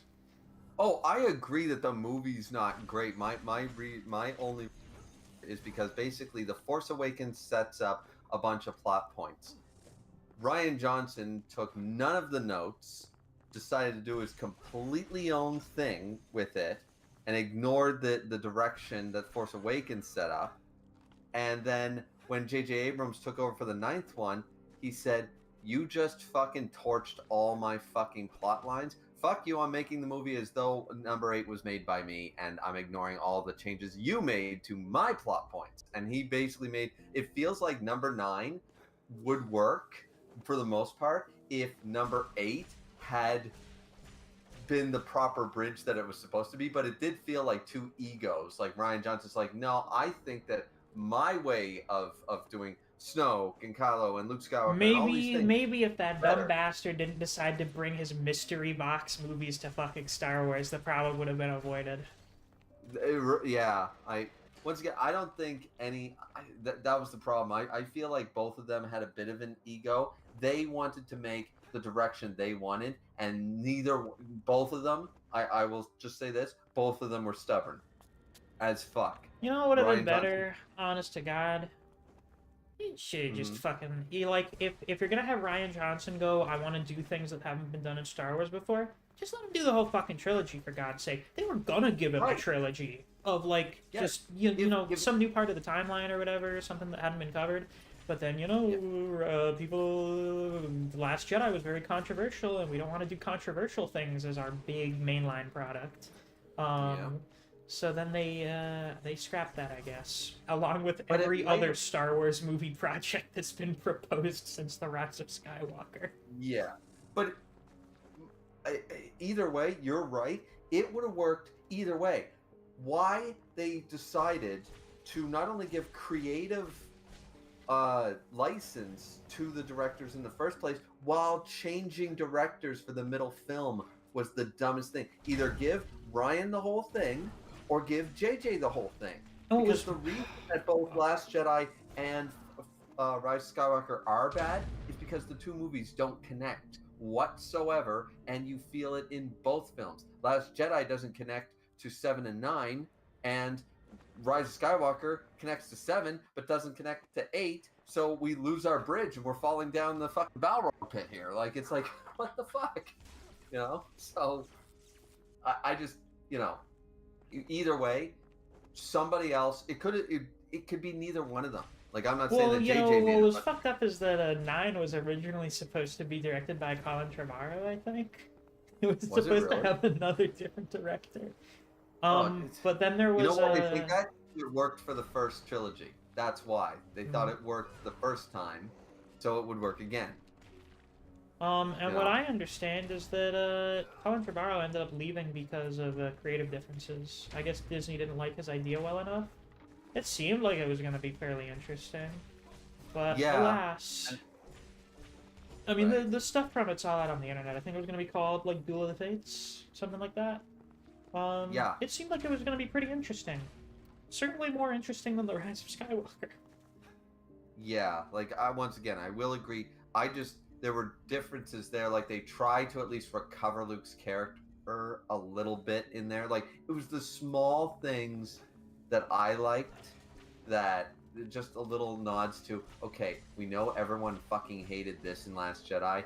We're gonna try to retcon it, you know, in a not so subtle way. And I was like, You know what I think my biggest problem with it was? The Last Jedi ended up being a controversial movie. And the big takeaway from Last Jedi was Rian Johnson went, I'm sick and tired of Star Wars just doing the same fucking thing over and over again every trilogy. We're going to do something different this time. And a lot of people did not like it. A lot of people did not like that. Or the meta-commentary on it. So what Disney went and did was say, well, fuck. We can't take a risk and try something new again. Let's just make a movie that rehashes literally everything from the previous movies. And I agree that you're right. That's exactly what they did because of the the issue is that I think Rian Johnson could have made a better film. Like, I'm not going to say he's like a shit director or something, but he should never have been given the amount of control he was given to make, as you said, that out-of-pocket experience, then give him the standalone film. Give him something different to work on or work with, and see if he's got what it takes. Don't say, hey, you know this thing, because Force Awakens appeased a lot of people. You know, so it's like, well, what we did last time sort of worked, so maybe we want to just keep with the formula. No, I've got this left field idea, which might have worked had it not been, you know, like as I said, I disagree with a lot of the shit that he decided on for The Last Jedi, but even if you, as you said, it was like, oh, we need to, it's like the Pokemon games, same formula every fucking time. So when they finally change it up, you're always going to have a group of people that are going to say, well, we were so sick and tired of the formula for the last 20 years, but, you know, we don't like this either. You're going to have those people, but if you make a really good change and you sit down and think about it as a fan, I just felt like Rian Johnson was not a big Star Wars fan. That's just the feel I get from The Last Jedi, because he did not care about the legacy of the characters, and that's what pissed off a lot of fans. It's funny too, because you look at KOTOR 2 and Chris Avon was like, I don't like Star Wars. I don't like how Star Wars is just a constant rehashing of all the old tropes and plot points over and over again. And then he made fucking KOTOR 2. Which, yeah, see, and that's my point, is that's why I don't want to completely shit like, oh, Rian Johnson, what a piece of shit, you know, no talent, whatever. I'm sure he does, and had his energy been poured into something like that. See, nobody would mind if you got thought outside of the box in the Star Wars universe. What you don't do is take the mainstream, you take the main line and try to flip that on its head. That's what's going to cause you grief, and lo and behold, I'm proven right by that, because it did, you know? Like, you know, so that's all I'm saying, because you're right, KOTOR 2, one of the best storylines and stuff like that, much darker, a lot more controversy, but not controversy in the bad way, just like, it's not as controversial, it's just I feel like almost every character in the game is meant to be like a deconstruction of their archetype. You know, almost every character is meant to be a commentary on like a certain trope in universe. Yeah, but then there was still the core parts, like Atten is our typical Han Solo. Well, yeah, he's our typical Han Solo until you learn his character, until you learn his backstory. Right. Which what I like, and I think that's what the difference between, as you said, like KOTOR 2 does this well, is that they give us 75% of the characters we know and love from Star Wars, the tropes. Yeah.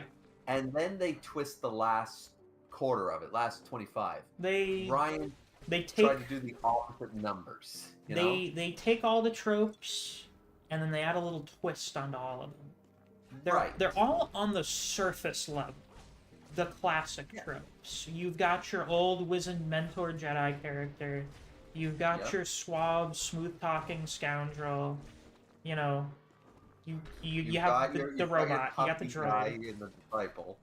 right, exactly. You know, you got all the character archetypes, but everyone's got something. Everyone has a certain degree of depth to them that makes you go, but actually this is my deal. And you go, oh, that's way more interesting than any other character in this archetype. We even had our third Chewbacca totally flipped on his head, who despises his life debt. We never saw that aspect of it. Like most times, life debt, all right, well, that's my culture, blah, blah, blah. This is a man who hates his own culture for forcing him into servitude of Mira. That was interesting. On the surface, it's another Wookiee companion who uses a bokeh, blah, blah, blah, blah, blah. But now we're seeing a flip to the, you know what I mean? Like, and he's like, an asshole, and he's fucking evil.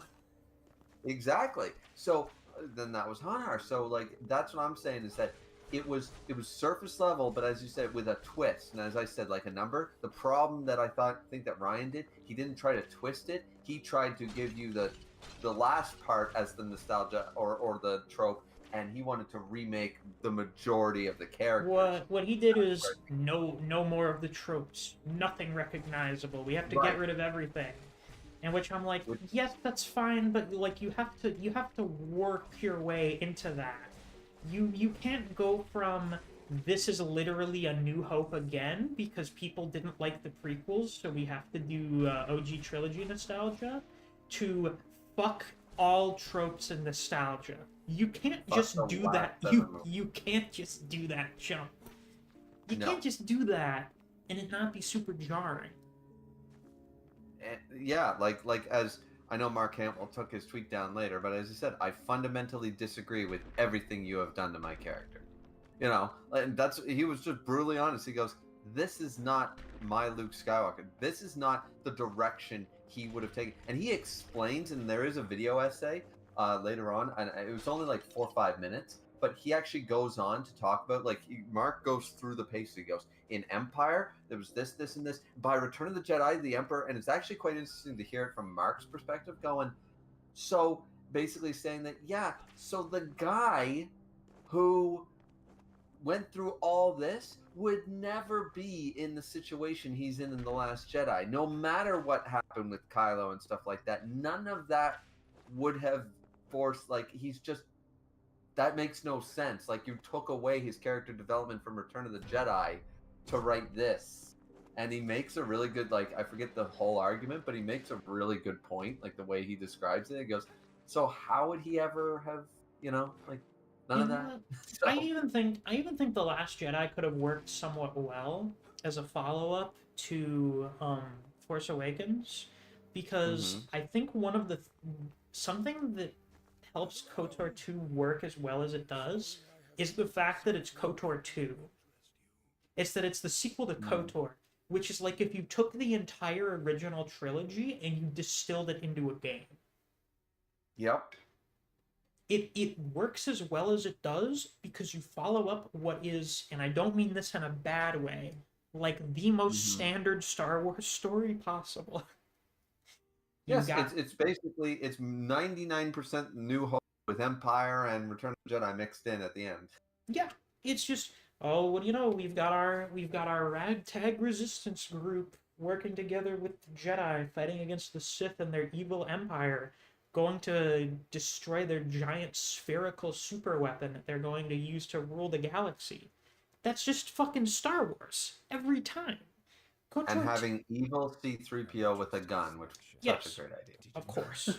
Everyone loves HK. But, you know, KOTOR 2 works so well because it's a follow-up to that.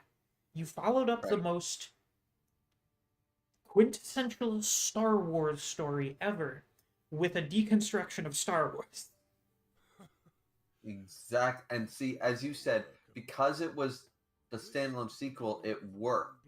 Like, I would agree. Oh yeah, that's another contributing factor, of course, is that it's, you know, it's its own story, you know. Well, not just that, but the fact, like what you were saying before, is like they should have had, if you were gonna have Ryan do one, you should have at least given him the shot to do them all, because obviously he was gonna take this in a direction that wasn't gonna work for anybody else. But had they came out of the gate with the sequels starting saying, because as you just proved it, original trilogy and KOTOR 1 are very, very similar. Turning the sequel on its head was fine. So had the 7th film been started out in left field, like KOTOR 2 was, maybe the direction that 8 took would not be so egregious. Because, like, okay, we are doing something different as a sequel to the originals out of the gate. But the problem is they were following up as a 3-part act, as the trilogy is, and you shifted tones 180 from Act 1 to Act 2, then went back to Act 3 to try to salvage it, and so it's just a mess. It just doesn't work. Yeah. Oh, you know, I guess something that contributes to the sequel trilogy not being super great is even just like the premise for Force Awakens, it being A New Hope again. And also, like, the Empire's still here. Oh boy, we're still basically in the same position as ever. The events of the movie put us back into, like, the same position we were in during the original trilogy. It's like, well, now we've just sort of set as our starting premise for this new era and this new, this new trilogy is just no progress has been made. We are in the exact same position we were in the last trilogy. Nothing has changed. And Which is that's why not a very compelling. That's not a very compelling premise for a sequel, to be quite frank. No, and once again, not blaming the actors. I hate when people do that. But I think that once again, they should have just followed up with the Solo siblings, and like from the EU. That Yeah. would work because you could have had this, and we could have seen flashbacks all through 7 that, as you said, it was working, right? But then you could have had the death of Anakin Solo in a flashback. Like you could have basically said a lot's happened in the past 35 years, and you can have, okay, you could still have a girl protagonist, being, of course, not Jockin, Janine Solo. Jaina. Yeah, Jaina Solo. Jaina Solo as our main lead, so you still have your woman as your main new protagonist. The woman. Could have still been done by what's her name? Who plays Daisy Rey? Ridley. Daisy Ridley, yeah. You could have cast her as the Solo, and which is ironic because in 7 it was like, oh, Harrison Ford's my father figure. It's like it would have worked, but anyways, so you could have done that, and the fight, instead of being against Ben Solo, could have been against her brother. And it could have been like, okay, how did the brother turn evil, and what happened between the twins? And slowly through all 3 films, because they had 3 films to do this, could have taken our time to figure out the story, just like we took a couple of movies to figure out the whole Kylo story. We could have figured this all out, that he didn't get over the death of his younger brother. And that leads it all around, and yada yada. You don't need to bring the Emperor back in. You don't need the Snoke. You don't need any of that. We could have said we've had success for 20 years, and then after we had a war or something like that, or a death, and maybe he blames the Jedi Order, maybe whatever. We could have workshopped the story that happened in the EU, written well 30 years ago, and it would have worked so much better as a sequel. And you still could have had. Finn, your betraying stormtrooper type character. So wasted, by the way. Just utterly squandered. Very wasted, exactly. You could have still had Daisy Ridley just under a new name. She ends up being a fucking Skywalker anyways, with Leia as a mother figure, Luke as a mentor, and fucking Han Solo as her father figure. So literally could have been exactly what I'm describing, and you still could have had Poe, and like you could still have the entire sequel cast pretty much, for the most part, just alter their roles slightly, and boom, you can just recast them in sort of the same idea. They all would have worked just fine. But for some reason, they wanted to be like, once again, I think this is the ego of today's directors, both JJ and, of course, the producers at Lucasfilm, Kathleen Kennedy and all that. They haven't, no, we're going to do our thing.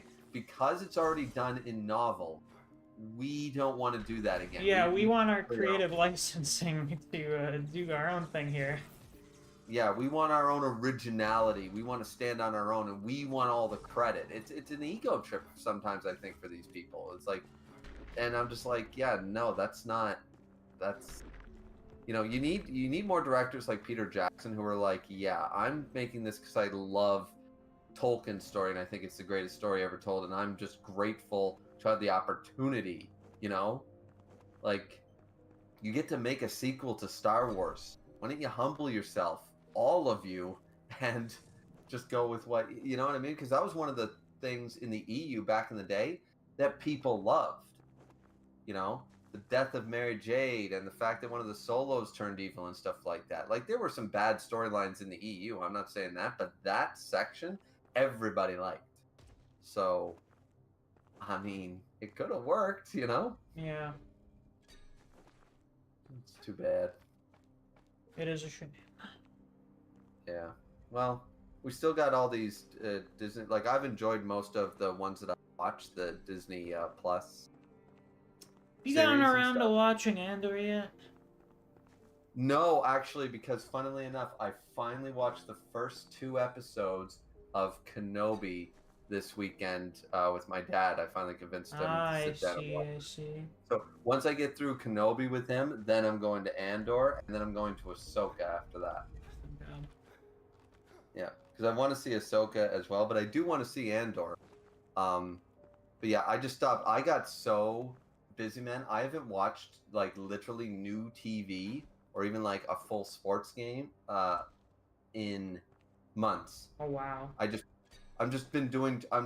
feel like I'm so far behind. I'm doing chores, and like right here, like sitting down on the computer is my like downtime where I'm just like, no, just stop moving for 5 minutes. You can take a break. And I just put on Netflix and I put on repeats of the same shit I've already watched. Mm. And that's my background noise. Then I work around the house, and then, then it's off to work and stuff. So I haven't actually played any new video games. Like this year has been shit on all fronts for me, but no new video games, no new movies, no new nothing. I've just been awful. So in that regard, so oh yeah. shit. Hope you get a little bit more of a reprieve soon. Well, I'm gonna try. I'm just having really major problems with not to get into it, but just with my marriage and stuff right now. So that's sort of taking all my mental I see. strength right now. So like after you're in this, it doesn't matter. It doesn't have to be marriage, but if you're in a stressful situation, regardless with family, friends, work, whatever. Yeah, I get that. Plenty of stressful shit happening over the last few months. Wasn't there something with your sister or something like that? Oh yeah, just a whole bunch of shit with different people. It's funny. Most things, not really problems that I'm having, just problems experienced by people I'm connected to. Then one of those. either I end up being affected in some way, or I'm just like, man, I'm really concerned about this situation. I'm fucking stressed out about it. Right. Yeah, no, yeah. That's, I mean, I would prefer that over mine right now, but yeah. Yeah, I imagine. Yeah, I get you. But either way, all I'm saying is that, like, it doesn't matter what it is. If you're involved in a highly stressful, life-changing, altering, anything major situation, then I find the only time I have some small ray of comfort is to go back to almost like nostalgia, like watch a TV show I already know I like, or, play a video game I'm already good at or that I like, you know what I mean? Like for my downtime and stuff, because I'm like, I am not in the mood. For I won't appreciate. New. Yeah, exactly. Yeah. Exactly. So, things like that, yeah. So it does suck when you're in that type of mindset, but hopefully it gets out. As I said, I shut my brain off and said, no, I'm finally gonna enjoy the first couple episodes of the Kenobi series with my dad and stuff like that, and I was like, 'cause he's a big Star Wars fan and stuff, and I was like, okay, we're finally gonna watch this. So I was able to just forget about everything and enjoy that for stuff. So that was nice, obviously. Yeah. How have you been enjoying it? We both agree that, and we understand why. The first episode felt very slow. Yeah. It was long and it was slow to get out, but as we both agreed, the moment we finished episode 2, because we watched both back to back, right? And once we got into episode 2 and finished that, we said, okay, this is pretty good. We like this. We like the direction and everything. We're like, we get why it was slow because we haven't seen these people in 15 years in these roles, and it's like, so we're taking our time to reintroduce these characters. Plus, it's 10 years later and reintroduce them as how they are going to behave and how they're going to do and stuff. So we both agreed, like, we get it almost, but for a Star Wars fan who's always like, I already know who this is, I know everything about him, it was a little sluggish, a sluggish start, but nothing so far that I've complained about. So I see. Well, without spoilers, did you see it and like it, or? I didn't watch it. I didn't really care to watch it. I wasn't super interested, in all honesty. And I saw, really? I saw some reviews for it, and I'm just like, yeah, this just seems kind of alright. I mean, I think for me, where I was never a hater of the prequels. Yeah. I grew up with them and I love them. So for me to see Ewan and obviously haven't seen Hayden yet, I guess, but to see them back in these roles, and every time you see a familiar face and stuff, it's like, oh, that's cool and stuff. So I'm getting that feel we're going through a story. We know how it ends, I guess. You know what I mean? Yeah. But we get to enjoy the ride. We get to see these characters again, sort of idea, right? So, I just if Ewan wants to play Kenobi again, I'm not gonna complain. You know what I mean? So I understand. As far as I understand, they're only doing the one season, which makes sense based on where I'm aware of where it ends. yeah. They said they only produced it because originally they were. That's why it's only a limited series, because they said we have a beginning, middle, end to this. You know, there's not a whole lot they could do in the in between, because we know where we end up at the beginning of episode 4. So they can't play around too much, because then it won't make sense, right? Yeah. Even then, some of the I'm aware of some of the plot points and stuff, and even that some of this seems a little contrived. like the way some of this works out into the original trilogy. I'm just kind of like, I don't know. Well, so far, as I said, as of 2 episodes, everything's making sense to me on paper. Well, that is good to hear. So, I mean, obviously, the one thing I can see is, because actually my dad brought this up, and I was like, well, it's just the... do you care about spoilers slightly, I guess? Nah, not really. Okay, so obviously Obi-Wan meets little Leia. Yeah. Okay, so that's really the only spoiler I was going to talk about. But yeah, they meet up. He was saying, well, then why, if she's met him, and I assume they're going to, be together for a couple episodes or whatever after, I haven't seen it yet. But he was like, so why, when she dropped that message to Obi-Wan, why would she say,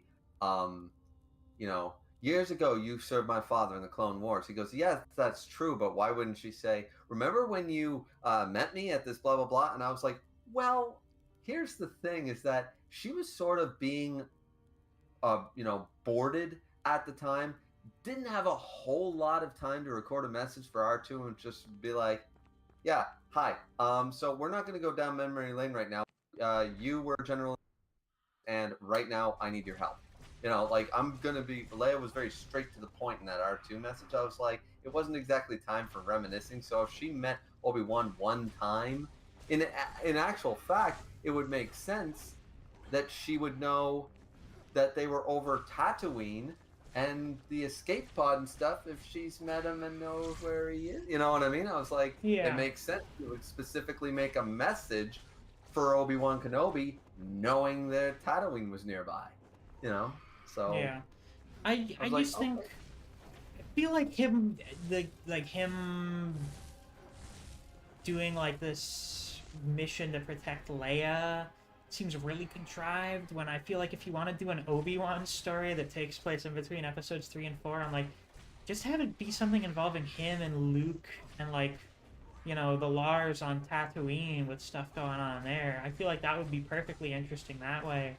And instead, we make it about Leia for some reason, and then this has to bring up continuity questions involving the original trilogy, and I'm like, I feel like we could have just done something simpler, and it would have been good.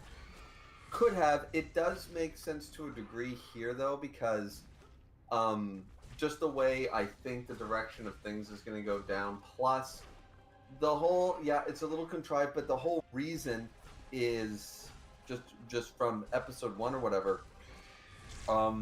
is that obviously Leia's, taken or whatever, and Bail Organa is sort of like, Obi-Wan, you're the only one who knows how fucking important she is. You are the only one who knows who she really is and will stop at nothing to go get her, So we need your fucking help. And I was like, you can say that that's an okay reason. I think it's a fair reason. He's like, we're supposed to protect the children of Anakin Skywalker, and we can't leave this to just regular militia and bounty hunters when we have fucking Jedi who know how important they are. So, so that, the reason that he goes to save Leia, I do agree with you, though. We could have done an adventure with 10-year-old Luke instead, and it probably would have been fine.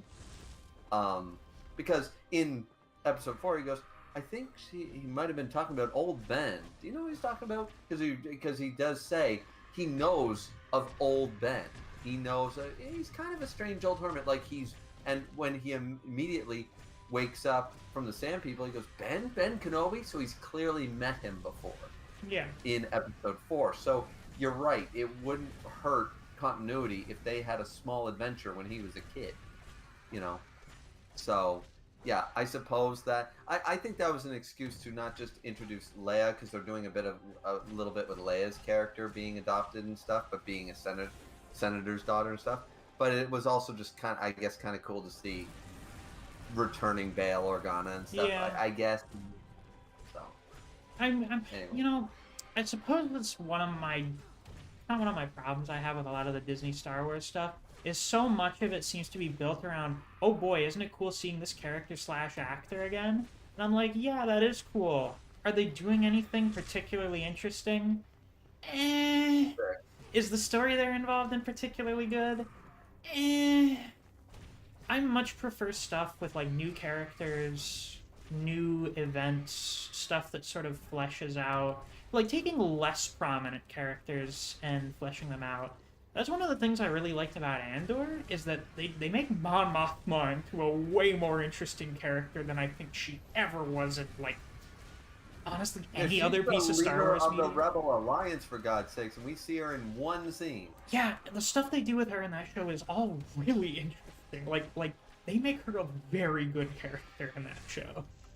And see that I'm glad to see. So see, I agree with sort of both your points. I would meet you halfway with both points, because I would be like, yeah, I want to see. I'm really into, like, hey, let's discover. Like, I liked Rogue One. I know some people didn't. I liked. I also really liked Rogue One, which is good because, well, you know, Andor's from that, but also it's still directed by Tony Gilroy, who directed Rogue One. So, you know, made by the same guy. So I mean, and then it's gonna work well, right? Because it's gonna flow naturally, but.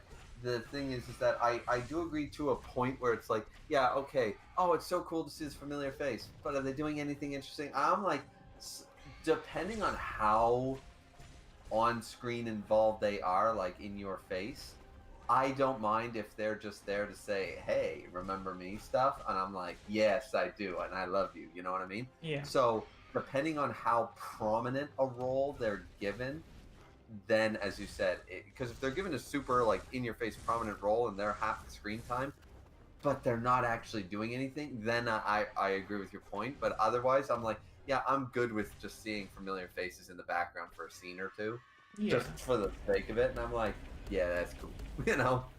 So. Yeah, that's fair. I mean, yeah. And it makes sense, you know, Star Wars is a franchise where, it's one a lot of people have nostalgia for. It's one of the big selling points these days, is that people are nostalgic for it. I just think it's better when, like, a returning character serves it's two things.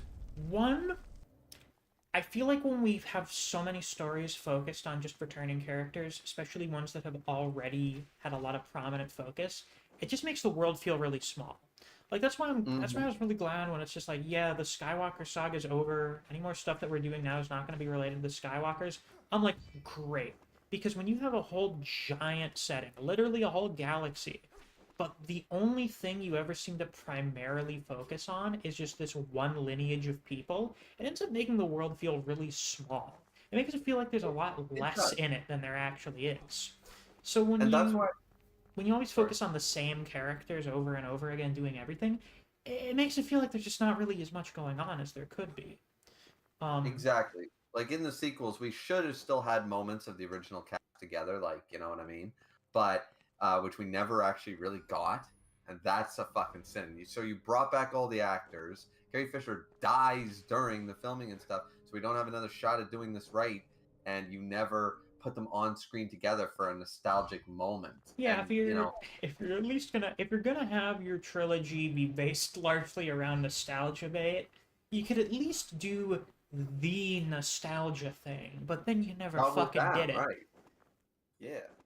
But I'm still good with the idea of, okay, we bring back the original faces, but they're the supporting cast. Yeah, whereas, you know, felt like people were mostly interested in the sequel trilogy just to see what the original characters were doing. And that's why I went. I wanted to know what happened to Luke, Han, Leia, the whole bit. That's what I was there to go. That's what a lot of Star Wars. The biggest flaw with, as I said, I think my version with the EU store following the EU storyline would work, but that was the biggest flaw with when they made the sequels, is that they didn't get. They might have made Force Awakens as a nostalgia trip, but they didn't understand that we didn't give a fuck about new characters. We, as Star Wars fans, went to see what's up with Luke Skywalker, Jedi Master, what's up with Han Solo and Leia's marriage and kids and stuff. Like, that's what we cared about going into the theater. And had they known, or they should have known, but had they acknowledged that, I just think it would have been different. I don't know. Yeah.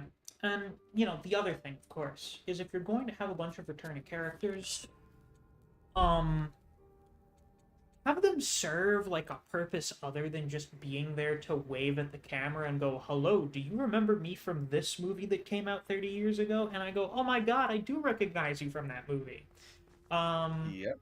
And then, you know, that's another thing I like with the way some of the returning characters work in Andor, is, you know, Mon Mothma, some of the other ones that make a few appearances, like, he doesn't have a very major appearance. Fuck. Yularen.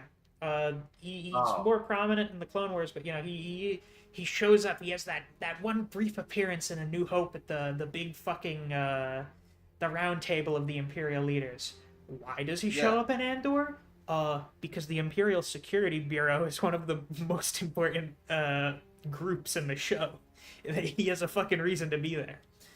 Exactly. No, and you're right. I agree with you 100%. That's how you handle bringing back returning faces and not just sitting there waving like the Queen or the Pope. You know what I mean? Yeah. So yeah, you know, when it comes to that sort of stuff, that's just what I look forward to more. Frankly, they don't do that very much. No. They've gone the easy way is for us to just do nostalgia bait, and that's really just not interesting anymore. No, not like it once was. And nostalgia bait can work, but it just wasn't handled correctly at all. So that's just is what it is, man. Medell said that Ryan also got shit on with Game of Thrones Season 8. He defended the Night King's death. I didn't watch Season 8 because I knew it was abysmal, because it was getting bad before then. But, yeah, I've seen the details about this Night King's death. Sounds awful. A problem with Ryan Johnson, it seems to be that he's one of those people that thinks Subversion is an inherently clever and good writing. When it's just like, not, you know, Subversion has its place, and it has good applications that make Subversions really good, but sometimes they're just lazy and underwhelming. If you want a good Subversion, it has to be a subversion into something better than what you were expecting. Yeah, exactly. Like, and Dylan's right too. The people who apparently, like, I don't like Halo, apparently the people who series never played the game. No wonder the Halo series isn't doing good. How the fuck? You know what? One of the funniest things about that Halo series is, from what I understand of it, it sounds like it would have been a really good Mass Effect series. It sounds like what I saw, like an article or a headline about that. It sounds like they're making a really good Mass Effect TV show. However, they're making a Halo show. Yeah, they shouldn't. I once again, I don't know anything about it, so I'll just take. It would have been so easy. The Fallout show has shown a great way to make a video game adaptation show. You don't adapt one of the games, you just make a new story set in the same world. It's that fucking easy. You literally just make a good story that takes place in the game's world. That is the easiest fucking way to do a video game TV show. It's that simple, and they couldn't do that. Instead, what they took was they took John Halo, they took Master Chief, and then they took, they did some other bullshit, and then they took, the Halo story and fucking butchered it. Yep. From what I understand, that's it. I've heard complaints. But yeah, it's dumb, it's stupid, God save me, Tony Gilroy. Please, please let Andor season 2 be good. Please, please be good. I hope the Acolyte's good at least. That would be nice if you know we got a TV show set in a different era that we haven't really focused on. Fucking finally, you know, between 3 and 4, and then you know like post episode 6, it becomes so oversaturated lately. You know, the High Republic stuff is like the Disney original stuff they've been doing for the last few years. I haven't really read into it much, but I've heard that for the most part it's pretty good.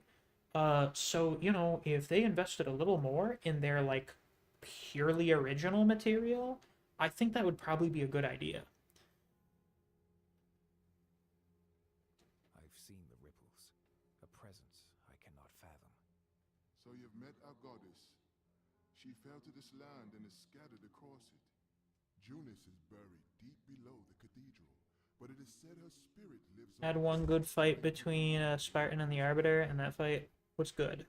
Well, I'm glad to hear the good fight was good. He also taking Master Chief and making him talkative and taking off his fucking helmet all the time, because you need to do that to be expressive, apparently. Even though Master Chief's had his helmet on for 20 fucking years and has been perfectly expressive as a character. It's just that a lot of directors and writers seem to be lazy. I mean, fuck. Mandalorian Season 1 did perfectly fine with Pedro Pascal actually not actually being there for a lot of it, I think. But, you know, having the Mandalorian be masked for almost the entire season except one scene and still being, you know, perfectly expressive as a character. The audience was able to connect with him. It's just a lot of writers and directors seem to be lazy, and they're afraid of taking creative risks. They think the audiences are too stupid to understand and appreciate anything that isn't the most basic spoon-feeding content they provide to them. And that's why everything that comes out now is so fucking boring. Everything's so bland. It's because no one isn't that in... funny, man? Yeah. You just said that. We've been talking Star Wars for a good long chunk, and the funny thing is that we're complaining about, listen, everything with a twist, but don't take too much creative license. And now we're talking about the exact opposite type of director who is too afraid to even step their foot in the water to try to do something a little unique or a little different. Maybe it works, maybe it doesn't, but at least give it an attempt. Yeah. Oh, I hope you enjoy Andor. I greatly enjoyed it. I'm gonna be honest, it's probably my favorite piece of live-action Star Wars. It might be. Now, that's probably... Said that, and I'm the person who enjoyed the Book of Boba Fett, so... Yeah, so who knows? Maybe that means you'll like it even more than I did. I have no fucking idea. I don't know. Andor was really good for me. I think I enjoyed it as much as I did in large part because I was just like, man, so much Star Wars shit these days is just such a boring retread of everything. And then we just got something new and interesting that was very different from everything else. And I was like, holy fuck, this is refreshing. Yeah, so like that's... Like, as I said, I haven't seen anything from the Filoni, Favreau era of Disney Plus Star Wars content that I've been disliked. How's that? You know. Well, so, then, if you like that, again, I know it's not them in charge of the whole thing, but I'm saying, like, you know, they're all like it's kind of their baby. This whole keeping Disney Plus alive at the time. Yeah. So, all these offshoots and stuff like that. As I said, I still to this day have never finished even as far as season 2 of the Clone Wars. Yeah. And that's another thing that I really want to do because I've never... It was like when I did my May the 4th video this year. Mm-hmm. And I was originally going to do a Kreia, but I got sick all that week. Yeah. I was originally going to do a Kreia deep dive, right? Talk about Kreia, talk about how interesting, fascinating character she is, how she's more of a gray Jedi and stuff, you know, go through the whole piece, right?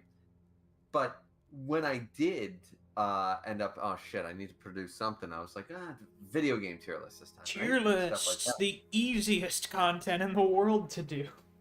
Yeah. So I just, said initially, I looked at the games and I went, I had a tier list and it was like S to F and stuff, and I don't really believe in S tier anymore. I'm just done with it. I think it's stupid. A is the first letter of the alphabet. I'm going with A. But anyways, I did say, I looked at it and there was an F tier, and then after I was renaming them, I was like, what am I going to call my F tier or my bad tier or whatever? And I went, I've never played a bad Star Wars game. I can't think of a Star Wars video game that I played and I went, this game's not very good. I'm sure it exists, but I've never played it or heard about it. So I went through that whole tier list. I said, no, I'm not making a tier for bad games because I don't think there is one. Not that I've played. So, in the same regard. Some of the DS versions of some games. Oh, really? The DS version of Force Unleashed 2 is quite bad. It's quite bad. Well, on a DS, who the fuck tried to play that on a DS? I didn't know that existed. Me. Well, because, much like how the Wii versions of the games were just totally different games, the DS versions of the games are totally different. The DS version of Force Unleashed 1 was very good. I quite enjoyed that. I look back on that quite fondly. But the 2, they made it like a fucking side-scroller. It was so bizarre. So weird. Oh. No, I wouldn't like that. And this comes from the guy who played Force Unleashed 2 on both the Wii and the PlayStation and actually liked it. I just thought it was too short. Oh, well, yeah, everyone agrees Force Unleashed 2 is way too short. It's just, somehow that game is only like 5 fucking hours for some reason. Yes, you can beat the game so quickly and stuff. And that was my problem. You know what that felt like? That felt like, they don't really do this anymore. Because I was going to say DLC. Not exactly DLC. Felt like an expansion. Expansion pack. Right. That's what that felt like. That felt like an expansion pack game, not a sequel. So, yeah. But either way, I liked the Force Unleashed games. I thought they were really good. But I couldn't. Those were the shit for me as a kid. That was my Star Wars expanded universe as a kid. Oh, well, there you go. See, I was obviously in the before era. I had Jedi Quest books, man. Yeah. Stuff like that. I loved it. Me personally, it was funny. I also had the experience of learning, what do you mean the Wii version is like the downgrade version of the Force Unleashed? What are you talking about? It's such a weird thing that doesn't exist anymore. But having played both, actually, having played like all 3 versions of all of them, honestly, I think the Wii version is just kind of better. I just kind of like it more. It's just kind of a meatier game. Which is funny because it's not that I think that one is like, oh, this is so superior. Obviously, graphics, the PlayStation is beating the Wii out of the water as far as the graphics went, right? Yeah. For cutscenes and stuff. It was just the small things. Once again, I think the game's a little longer on the PlayStation. Because you still do most sort of the same missions as I just remember what they did. It was something interesting. So obviously the Wii and PS2 versions don't have the DLCs, but what they did have is they had like 3 missions where you go to Coruscant.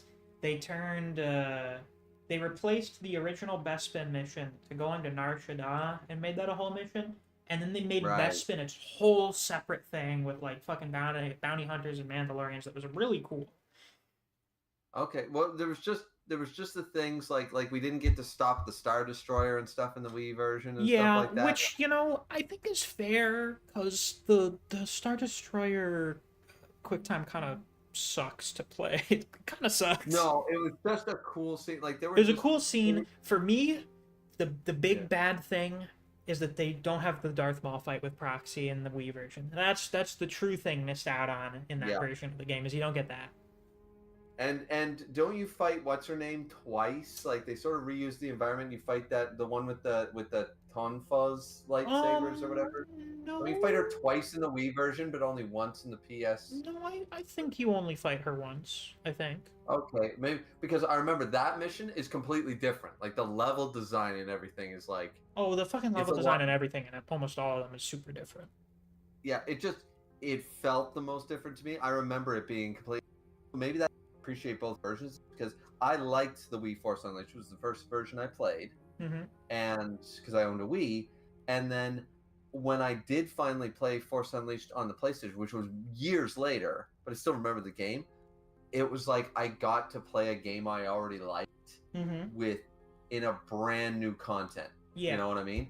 Yeah. New levels, old levels in a different design, that kind of better graphics. I was just like, okay, this is just fun. So I love both versions, and that's why I ranked them. As I said, I don't know who loves what, but I'm doing this. The one thing that pissed me off when I saw people do not appreciate Star Wars Pod Racer. Go fuck yourself. That racing game up to that point. Fuck off. It was glitchy as fuck, and it was hard. That was the point of video gaming back then. This wasn't Donkey Kong. It was hard, and you lost. That was the point. The mad point was that it was kind of bad, in all honesty, but overcoming its problems was very gratifying. Exactly, because it actually wasn't that glitchy. It's just like, because a lot of people said that it was. I went and replayed it like in my 20s, and it's not. It's well before we had high speed. You played Mario Kart 64, same console, same era. You play that shit, and then you go on, which is a great game, but you go then to Pod Racer. The speed, Super Mario Kart 64 feels like you are driving with your grandmother in comparison. That's why I think that the difference, the speed at which shit you needed to be good. It was like playing DDR on a controller. You know what I mean? Oh yeah. You had to know how to take turns. This is way before we had like Need for Speed level like high-speed racing games. So I think that's why it gets a bad rap, because it was ahead of its time being a high-intensity, high-paced racing game where you needed to take turns on a dime and you didn't have a second to spare. It wasn't just holding down the gas pedal and turning slightly with the joystick. You know what I mean? Yeah. There was a lot more to it.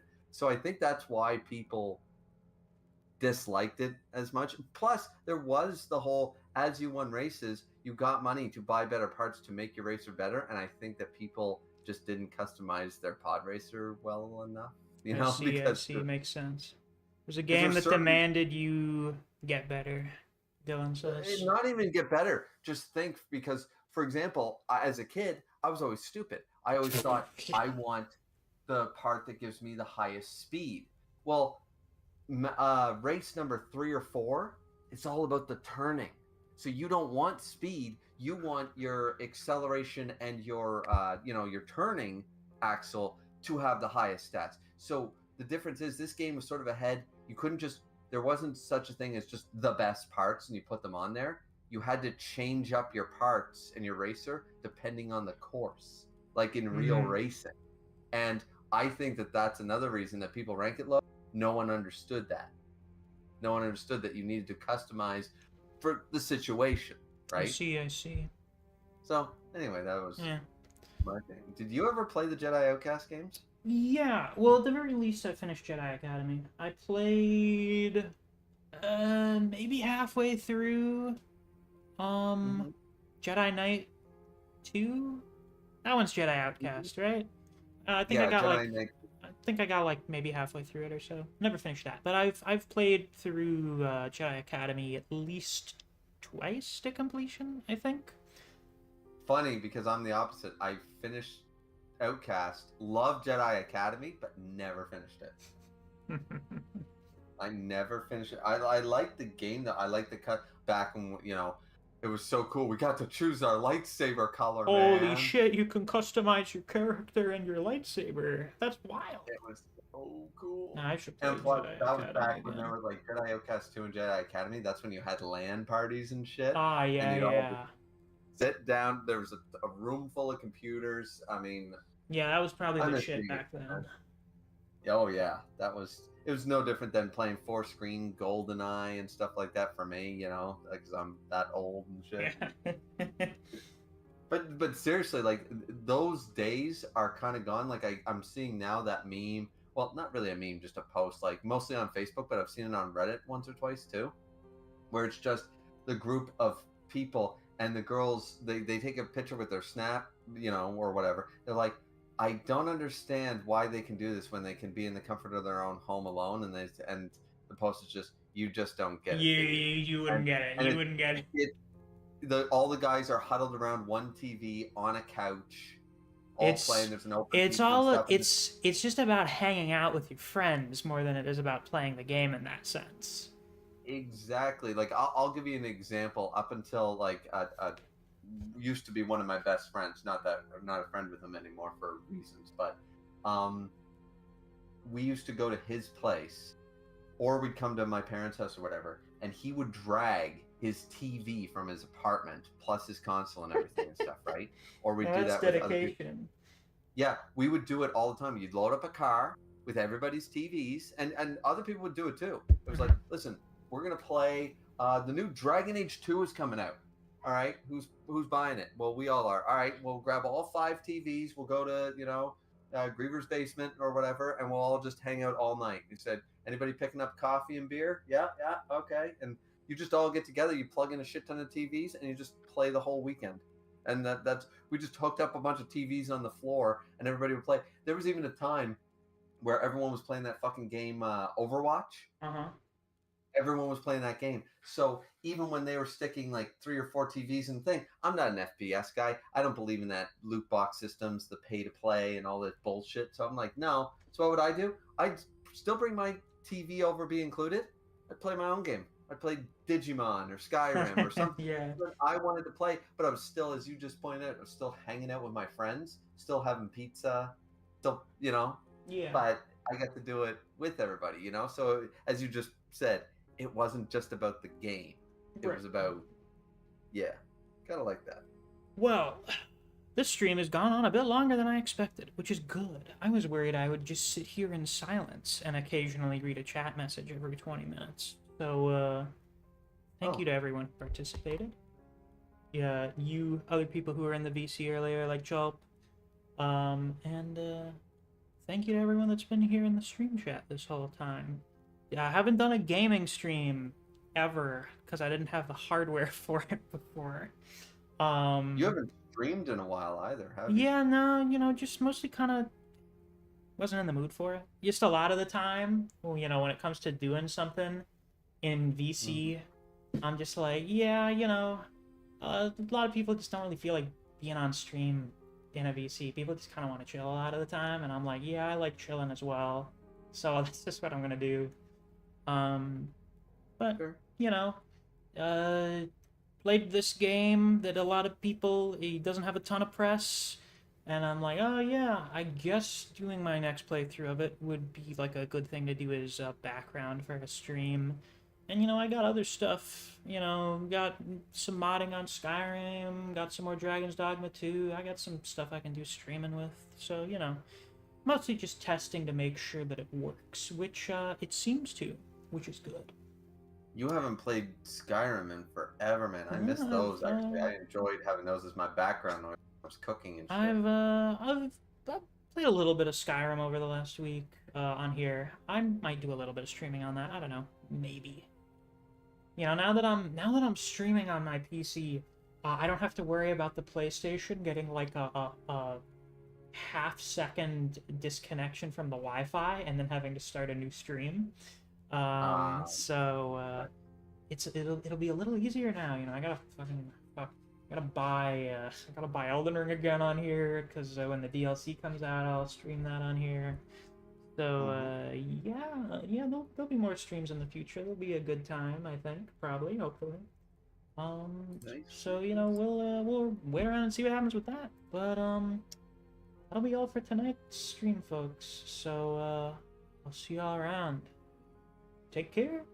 Bye-bye. Bye.